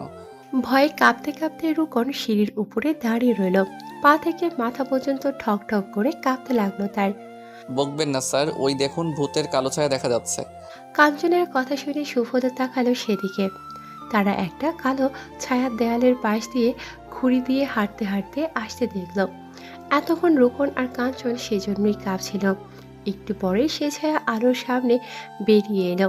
তারপর নিঃশব্দে সেটি কাছে এসে দাঁড়ালো। একটি হাত তার হাতের উপর এসে পড়তেই চমকে উঠে সে পিছন ফিরে তাকালো। বারে যেসব মেয়েরা মদ খেয়েছে সেই দলেরই একজন। স্বস্তির নিঃশ্বাস ফেলল সুফল। মাতাল মেয়েটা দেয়াল ঘেঁষে ঘেঁষে নামছিল। একজন অফিসারকে সেই মাতাল মেয়েটাকে নিয়ে যাওয়ার জন্য আদেশ দেওয়া হলো। আর কিছুটা দেরি হলে পাখি উড়ে যাবে। তারা দ্রুত উপরে উঠে গেল। উপরে একটা খোপড়ির মতো ঘরের কাছে গিয়ে দেখলো দরজাটা আলগা করা। তারা যখনই রুমে ঢুকলো সপাটের দরজা বন্ধ হয়ে গেল। রুমের আলোয় দেখলো মদের আর আফিংয়ের আস্তানা গেড়েছে এখানে। হঠাৎই অন্ধকারের একটা কালো ছায়ামূর্তি এগিয়ে এলো। আর সেই কাদাকার মুখটা সুফলকে উদ্দেশ্য করে মেয়েটা ফিসফিস করে বলল, আমাকে ধরতে এসে নিজেরাই ফাঁসাতে পড়লে পুলিশ? এত সহজ? আমাকে ধরে এত সহজ? সুফল ভাবতেও পারেনি বাড়ির মালিক কোনো মেয়ে হতে পারে। মেয়েটার কণ্ঠ এমন ধারালো কেন? সুফল কণ্ঠে ক্ষিপ্রতা টেনে বলল, আপনি কে? অন্ধকারে কেন? সামনে আসুন, সাহস থাকলে। অন্ধকারে তো তারা থাকে যাদের সামনে আসতে ভয়। এই অফিসার, এত বড় বড় কথা বলিস না। আমি তোর নাকের ডগা দিয়ে ঘুরে বেড়ালো আমার টিকিটেও খুঁজে পাবি না। আমি না চাইলে আমাকে ধরা তো সহজ না। এই যে এক্ষুনি আমি পালাবো, তোরা আমাকে ধরতেও পারবি না। তুইও জানিস না, এই পর্যন্ত আমি যাকে টার্গেট করি তাকে আইনের আওতায় এনে তবেই ক্ষান্ত হই। তোদেরকে চ্যালেঞ্জ করছি, পারলে আমাকে ধরে দেখা। মেয়েটির কথা শেষ হতেই লাইট জ্বলে ওঠে সেই রুমে। খটাস করে একটা অদ্ভুত শব্দের পর সেথায় আর কিছুই দেখা মিলল না। কোনো জনমানবের চিহ্ন পর্যন্ত নেই। ভোজবাজির মতো মিলিয়ে গেল নাকি মেয়েটা। ঘরের চারিপাশে রয়েছে শুধু নেশাদ্রব্যের বোতল এবং কিছু বস্তা। পুরো রুমের চারপাশে বিদঘুটে গন্ধের ছড়াছড়ি। সুফল বিরক্তিতে শব্দ করল মুখ দিয়ে, এই মেয়েটাকে, ওর ছায়াটা বেশ লম্বা লাগছিল। কিন্তু একটা বিষয় খেয়াল করেছো রুকন? কি স্যার, আমরা তো ওকে ধরতেই পারলাম না। তোমার কি মনে হয় একটা মেয়ে এতটা লম্বা হবে? অন্ধকারে হলেও দেখে বোঝা যাচ্ছিল তার হাইট 6 ফিটের কাছাকাছি। কিন্তু কণ্ঠটা তো একটা মেয়ের ছিল স্যার। জানি না, কিছু তো একটা ব্যাপার আছে। কেন মনে হচ্ছে খুনি আমাদের খুব ভালো করে চেনে? যাই না স্যার, চলুন এখানে তো থেকে আর লাভ নেই। রুকন ঘুরে দাঁড়ালো, চমকে পেছনে ফিরেই বলল, স্যার কাঞ্চন কোথায়? এত করে খেয়াল করলো সুফল। কাঞ্চনকে কি সঙ্গে করে নিয়ে গেল নাকি মেয়েটা? আশ্চর্য। ভালো করে রুমের চারিপাশে খেয়াল করতেই দেখলো একটা বস্তার আড়ালে কাঞ্চন বসে বসে কাঁপছে। সুফল নিঃশব্দে গিয়ে তার হাতটা শক্ত করে থাবার মতো করে কাঞ্চনের কাঁধে রাখলো। ভূত ভূত, স্যার বাঁচান, বউ বাঁচাও। এখানে আপনার বউ বাঁচাতে আসবে না, উঠুন। কাঞ্চন উঠে দাঁড়িয়ে পড়ল। কাচুমাচু করে ঘাড় ফিরিয়ে দেখলো সুফল ভ্রু কুঁচকে তাকিয়ে আছে তার দিকে। ক্যাবলার মতো হেসে উঠল কাঞ্চন। হ্যাঁ হ্যাঁ স্যার, আপনি? আমি আরও ভাবলাম। নাকে আষ্টে গন্ধ এলো। নাক টেনে শ্বাস নিয়ে বলল, আশ্চর্য, এই গন্ধটা কিসের? কেমন যেন মূত্রের গন্ধ মনে হচ্ছে। কাঞ্চন উঠে দাঁড়িয়ে পড়ল। কাচুমাচু করে বলল, স্যার ভয়ে এখানেই কাজ সেরে ফেলেছি। তুমি এখানে প্রস্তাব তোমার মাথা থেকে এই বইয়ের ভূত নামার, তা না হলে কবে যেন আমি তোমার মাথা ফাটিয়ে ফেলবো। ঠোঁটে ঠোঁট চেপে হাসলো রুকন। কাঞ্চনের এমন কাণ্ড কারখানা সব সময় দেখতে দেখতে তারা অভ্যস্ত। সুফল হুঙ্কার ছেড়ে বলল, চলো এখন। সুফল বাড়ি ফিরল রাত 8টায়। এক্সট্রা চাবি দিয়ে ভেতরে ঢুকলো সে। নিজের রুমের দিকে যেতেই পাউলের খিল খিল করে হাসির শব্দ পেল। সঙ্গে হাসছিল জফুরা আর খুশবু। একটা সুন্দর মুহূর্তের সাক্ষী হলো সুফল। ইস, কি সুন্দর নির্মল হাসি তার বউয়ের, অথচ এই মেয়েটির কিনা এত রহস্য। পারুল বই সামনে নিয়ে পড়ছিল। পারুলকে এখন আলাদা একটা ঘর দেওয়া হয়েছে। খুশবু গরম দুধ হাতে নিয়ে ঘরে ঢুকলো। কি বই পড়ছিস? অঙ্ক করছি আপা। নে, দুধটুকু এক চুমুকে শেষ কর দেখি। বাদাম দেওয়া দুধ, দুধ খেলে বুদ্ধি বাড়ে। রাত জেগে পড়িস, স্ট্যামিনার প্রয়োজন আছে। এটা ভুল কথা আপা, বুদ্ধি আমার এমনিতেই রয়েছে, সেজন্য দুধ খাওয়ার প্রয়োজন নেই। অনেক গরিব স্টুডেন্ট রয়েছে আমাদের স্কুলে, তারা কি রোজ দুধ পায়? তাহলে তারা এত ব্রিলিয়ান্ট কেন? ওরে পাকা বুড়ি, এই বুদ্ধি বলতে মাথা খুলবে তোর। দুধ শরীরের জন্য কত ভালো বলতো। এত কথা বলিস না, রোজ রোজ তোর দুধ খাওয়ার সময় বাহানা। এত বাহানা খুঁজিস কেন? দুধ খেতে ভালো লাগে না আপা, প্লিজ নিয়ে যাও। এখন তো কেবল বোনকে এনেছো, এরপর তো গোটা পরিবারকে এনে তুলবে এখানে। আবার বোনকে গরম দুধও খাওয়াচ্ছ। বলি, বসে বসে আর কত খাওয়াবে বোনকে? আবার শুনলাম দামি স্কুলেও ভর্তি করিয়েছে সুফল। ভালোই হয়েছে তোমাদের জন্য, ঠিক করে খেতে পারতে না। এখন সুফলের টাকায় সচ্ছলভাবে চলছে তোমার পরিবার। অন্যের কাঁধে ভর করে কি সুন্দর এগিয়ে যাচ্ছ। অবশ্যই এটাই তো তোমাদের মতো মেয়েদের স্বভাব। খুশবু দরজার দিকে তাকালো, সঙ্গে পারুলও তাকালো। তার দৃষ্টিতে লজ্জা অপমানে চোখে জল চলে এলো। এত অপমান তাকে কেউ কখনো করেনি। খুশবুর রাগ তখন তুঙ্গে। সে দরজায় দাঁড়িয়ে থাকা রুম্পাকে বলল, রুম্পা ভাবি, আমি আমার বোনকে আনিনি, নিয়ে এসেছে আপনার দেবর। তাকে গিয়ে বলুন কথাটা। আর যদি বলেন পুরো পরিবার আনার কথা, এমন দুর্দিন আমার পরিবারের আসেনি এখনো। আমার বাবার 6 জনের সংসার চালানোর সামর্থ্য আগেও ছিল, এখনো আছে। আমরা বেশ সচ্ছলভাবেই জীবনযাপন করেছি। গরিব ঘরের মেয়ে হলেও আমার বাবা আমাদের কখনোই অভাব কি জিনিস বুঝতে দেননি। খাওয়া পড়া কোনো কিছুর কমতি রাখেননি। আমাদের খুব ভালোভাবে মানুষ করেছে আমাদের বাবা। তাই অভাবে বড় হয়েছি এই কথা বলবেন না। আমাদের আত্মসম্মানে আঘাত করবেন না ভাবি। তোমাদের আত্মসম্মান বোধ যদি এতই তীব্র হয়, তবে অন্যের অন্ন ধ্বংস না করে নিয়ে যাও বোনকে এখানে। অন্যের অন্ন কি কথা ভাবি? আমি আমার স্বামীর ইনকামে চলি। আমার হক আছে আমার স্বামীর উপর, আমার স্বামীর রোজগারের টাকার উপর। আপনার স্বামীরটা হাত পেতে নিতে যায়নি। আপনি যে মাসে 2 বার করে 10,000 15,000 টাকা করে পাঠান বাবার বাড়িতে, সেটার কথা কি আমি কখনো বলেছি ভাবি? এরপর কিছু বলতে এলে ভেবে কথা বলবেন। তুমি কিভাবে জানো এসব? আমি তো টাকা দেন লুকিয়ে। আর এই কথাটা আমি এবারে সবাইকে জানাবো। তুমি আমাকে ভয় দেখাও, আমি কি ভয় পাই নাকি? আর তোমার পরিবার আর আমার পরিবারের সঙ্গে তুলনা করছো? আমার ফ্যামিলি স্ট্যাটাস কোথায় আর তোমার কোথায়? লো স্ট্যাটাস ফ্যামিলির মেয়ে বড় বড় কথা বলি ছুটছো। হ্যাঁ ভাবি, মুখে লাগাম টানুন, অপমান করবেন না, সহ্য হয় না, অনেক বলে ফেলেছেন। রুম্পা মনের ছালা মিটিয়ে মুখ ঝামটা দিয়ে চলে গেল। রাগে তখন সর্বাঙ্গ কাঁপছে পারুলের, আর চোখ দিয়ে পানি পড়ছে। বোনের শ্বশুরবাড়ি আর বড় না হলে এতক্ষণ সে প্রতিটা কথার জবাব দিত। খুশবু বোনের ভেজা চোখ মুছে দিয়ে মাথায় হাত বুলিয়ে দিল। মুখে বিস্তৃত হাসি ফুটিয়ে বলল, তুই পর এখানে ভর্তি হওয়ার টাকাও আমার দেওয়া। তুই এখানেই থাকিস, শুধু তোর যাবতীয় খরচা আমি দিয়ে থাকি। তোর ভাইয়ের দেওয়া কোনো টাকা আমি তোকে দেই না, আর দিবও না। অন্যদিকে মন না দিয়ে পড়াশোনায় ফোকাস কর। রাতের রান্না চাপালো খুশবু। জুফুরা হাতে হাতে তাকে সাহায্য করছিল। সন্ধ্যার পর সুজন বাড়িতে ফিরলে রুম্পা নাকি কান্না করে অনেক কিছু বলল। খুশবু রুম্পার প্রতি এমন বিরূপ আচরণ শুনেও সুজন তেমন কিচ্ছু বলল না। তার এসব বিষয়ে মাথা ব্যথা নেই। অলস মানুষ কাজ করতে পছন্দ করে না, সেখানে কাজ থেকে ফিরলে আরও অলসতা পেয়ে বসে শরীরে। তাই সন্ধ্যার পর ফিরলে নিজের মতো সময় কাটায় সে। বই পড়তে পছন্দ করে সে, তাই ফ্রেশ হয়ে এসে বারান্দায় বসলো বই হাতে।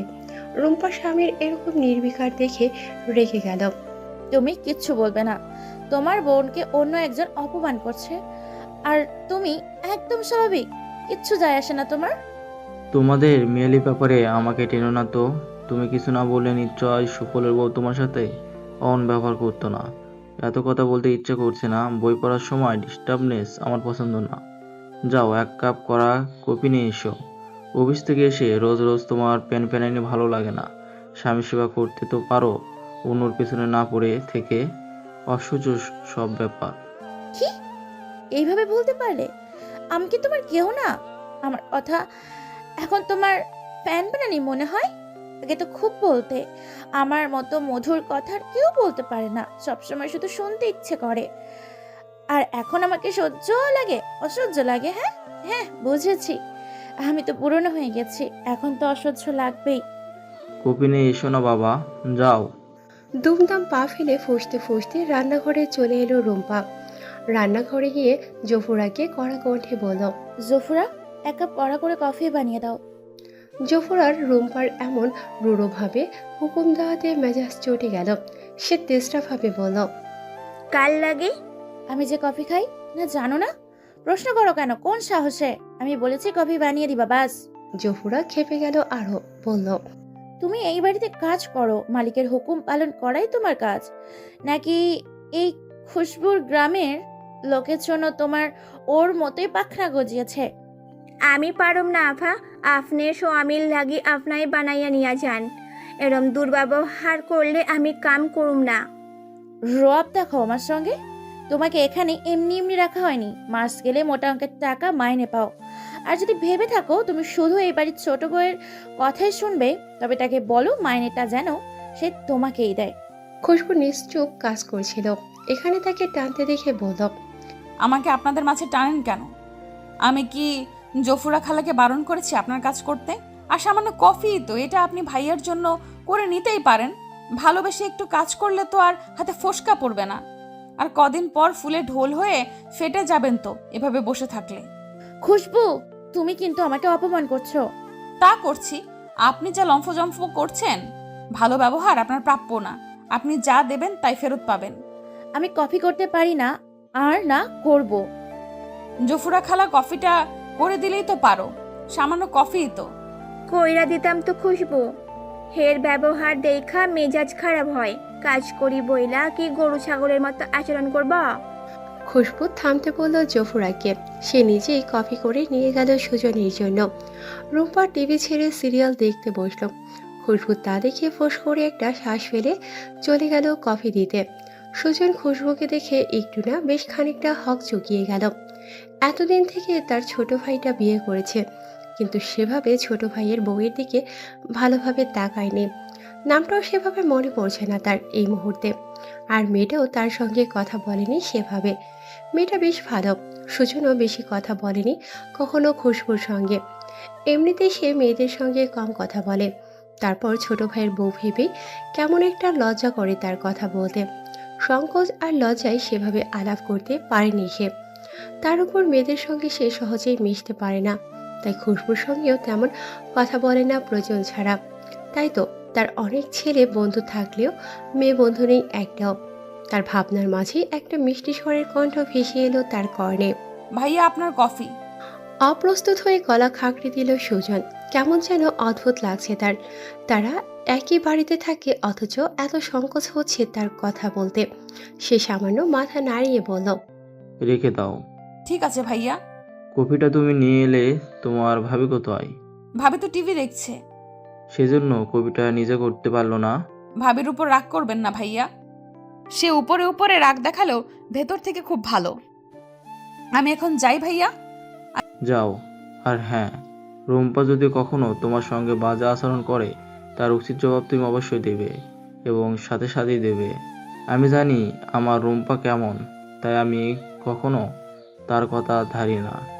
এই যে দেখো, আমার সঙ্গে বাজে আচরণ করার পরও তুমি ওর নামে ভালো কথা বলছো, অথচ কোনো কাল আগেও তোমার নামে 1000টা মন্দ বিচার দিয়েছে আমার কাছে।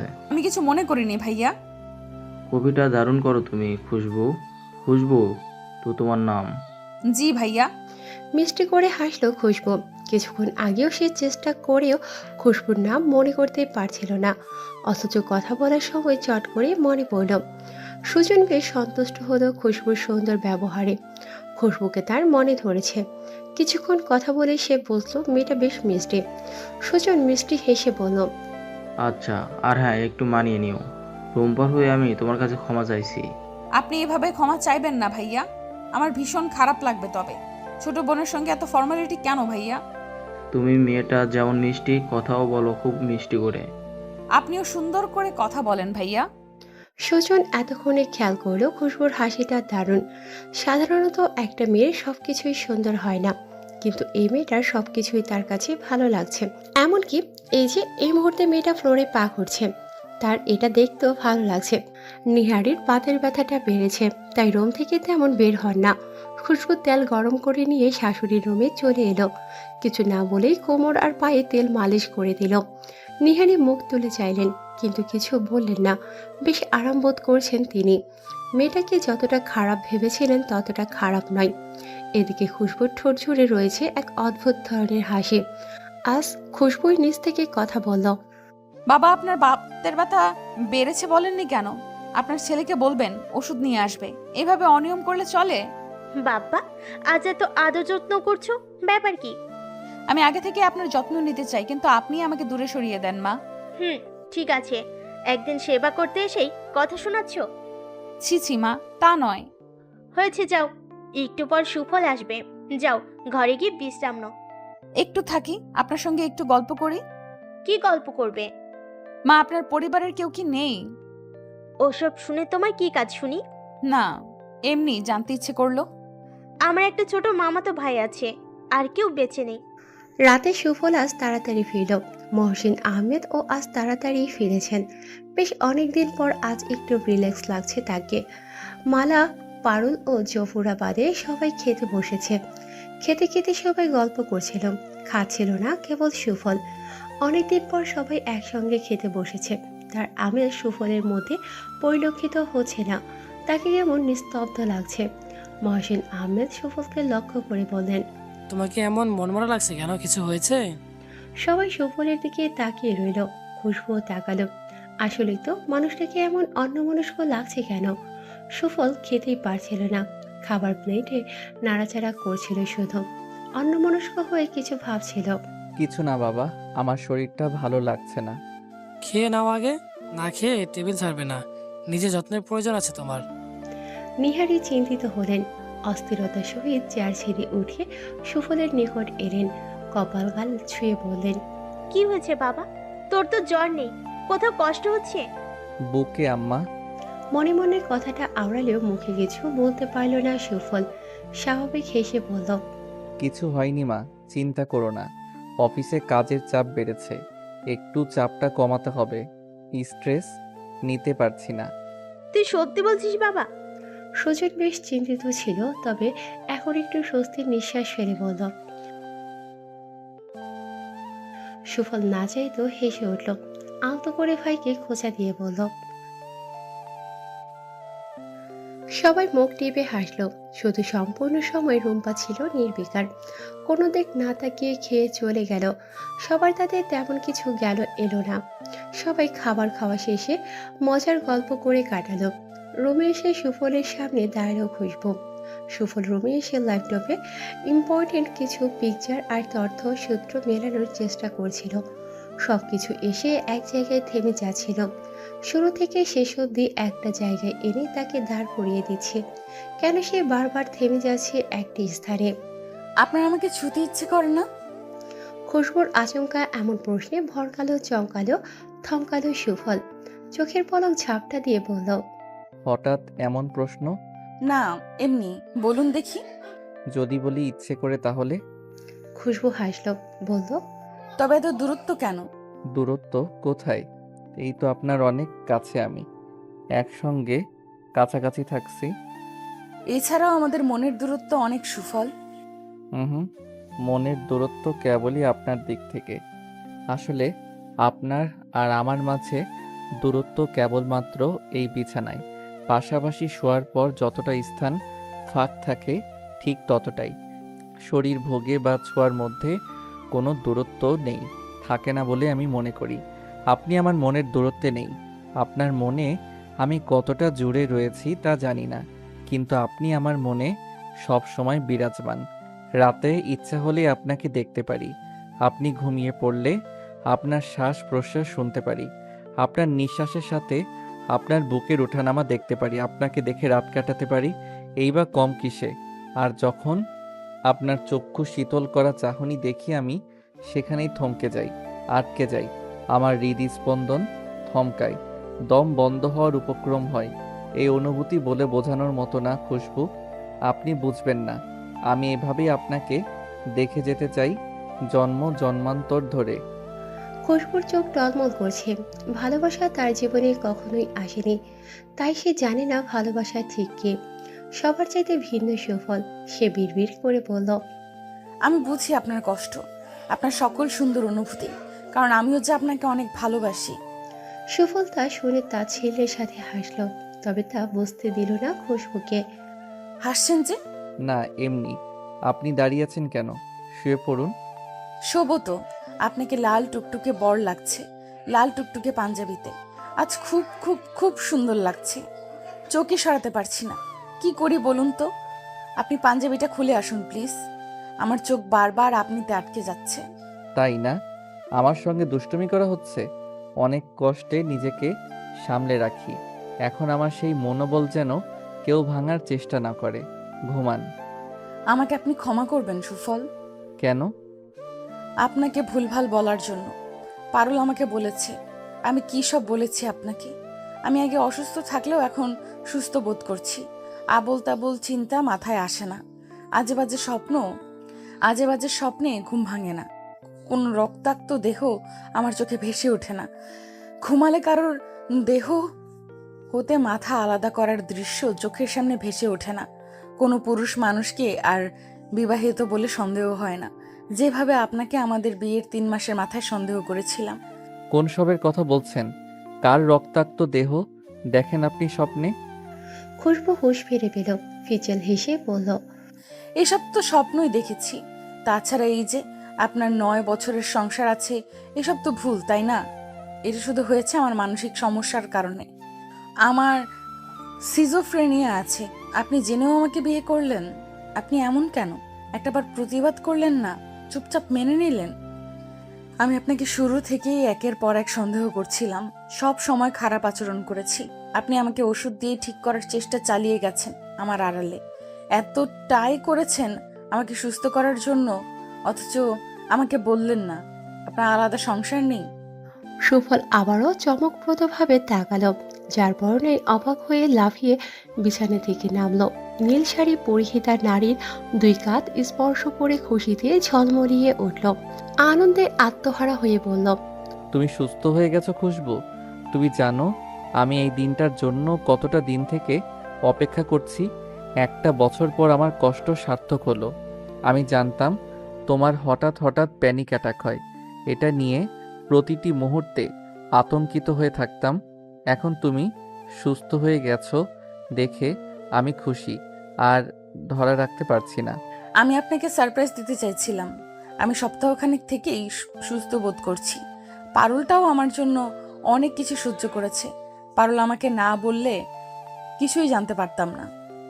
আপনার 9 বছরের সংসার আছে এই ধারণা নিয়েই থাকতাম সুস্থ না হলে। আপনি বাবু একটা মানুষ, প্রতিবাদ করলেন না কেন বলুন না। আমি যেটা না সেটা সম্পর্কে কেন বোকার মতো প্রতিবাদ করতে যাব? তাই বলে এত বড় একটা অ্যালিগেশন মেনে নিলেন? হ্যাঁ, নিলাম। আপনি চাইলেও তো আমার আর কোনো বউটো বের করতে পারতেন না। আপনার মানসিক সমস্যাটা খুবই বাজে পর্যায়ের ছিল। যদি আমি আপনাকে এই ব্যাপারটা নিয়ে বোঝাতে যেতাম, তবে আপনি আরও বেশি সন্দেহ করতেন। সিচুয়েশন আমার হাতের বাহিরে চলে যেত। আপনি যেভাবে ডিভোর্স চাইছিলেন, আজীবনের জন্য হারিয়ে ফেলতাম আমি আপনাকে। ভীষণ ডেসপারেট হয়ে গেছিলেন আপনি। বাপরে, ভাবলেই গায়ে কাঁটা দিয়ে ওঠে এখনো। আমি যে কতটা কষ্টে স্বাভাবিক থেকেছি আমি একটা মাত্র জানি। আমি নিজের সঙ্গে আপনার জন্য প্রতিটি মুহূর্ত সারভাইভ করে গেছি। শুনুন, আপনাকে আমি ছাড়তে পারতাম না, কোনোভাবেই না। আপনার বাবার সঙ্গে আমার এই বিষয় বিয়ের আগেই কথা হয়েছে। আপনাকে বিয়ের আগে থেকেই আমার কথা মতো ওষুধ দেওয়া হতো, আর সেই ওষুধ খেয়ে খেয়েই আপনি আস্তে আস্তে ইমপ্রুভ করছিলেন। ম্যাডাম কি তবে পুরোপুরি সুস্থ হয়ে গেছেন? আর উল্টোপাল্টা চিন্তা বা ক্ষোভ নেই তো আমার প্রতি? পারুল আমাকে বুঝিয়ে বলেছে। তাছাড়া বাড়ির সবাই জানতো ব্যাপারটা, আমাকে বুঝতেও দিলেন না। ইস, কি বিশ্রী ব্যাপার। এখন আমার খুব অনুতাপ হচ্ছে। এসব বলবেন না। কিসের অনুতাপ? আপনি তো সুস্থ ছিলেন না। বললাম না, একজন মানসিক রোগীর চিকিৎসা দেওয়াটা আমার কাছে ইম্পর্টেন্ট ছিল। আপনার বিয়ের আগের করা পাগলামোর সবটাই আমি জানি। আপনাকে 1 বছর থেকে মানসিক রোগীর চিকিৎসা দেওয়া হচ্ছে, সেটাও আমার ইনস্ট্রাকশনে। আপনাকে বুঝতে দেওয়ার পারমিশন ছিল না। ডক্টর বলেছে আপনার সমস্যাটা ভিন্ন, আপনাকে কিছু জানতে দেওয়া যাবে না। খুশবু সুফলের বুকের সঙ্গে লেপ্টে রইল। একটা আদরে বিড়াল ছাড়ার নাই। এই মানুষটা তাকে সে কখন যে এতটা ভালোবেসে ফেলল সে বুঝলই না। নিজের অজান্তেই মানুষটার প্রতি এতটা মায়া জন্মেছে। সেদিন যখন সুফলের সকালবেলা নিজের পাশে দেখতে পায়নি, সে তখন নিজেকে কেমন ছন্ন ছাড়া আর পাগল পাগল লাগছিল। সেদিনই সে প্রথমবার উপলব্ধি করেছে সে কতটা ভালোবাসে সুফলকে। আগে তো কারোর প্রতি তার এমন অনুভব হয়নি। কতজনের সঙ্গে তো তার জীবন জুড়েছে এবং সে একইভাবে আবার তা ছিন্নও করেছে। তবে এই মানুষটার প্রতি আলাদা অনুভূতির মানে কি? খুশবু পারুলের ঘরের দরজা ঠেলে ভেতরে প্রবেশ করল। বড়ির মাথায় হাত রেখে আদুরে স্বরে ডাকল, এই পারুল, পারুল, ঘুমিয়ে পড়েছিস? ওঠ, ফ্রেশ হয়ে নে দেখি। আমরা মার্কেটে যাব, তোর ভাইয়া আমাদের মার্কেটে নিয়ে যাবে। গভীর ঘুমে আচ্ছন্ন পারুলের বোনের ক্ষীণ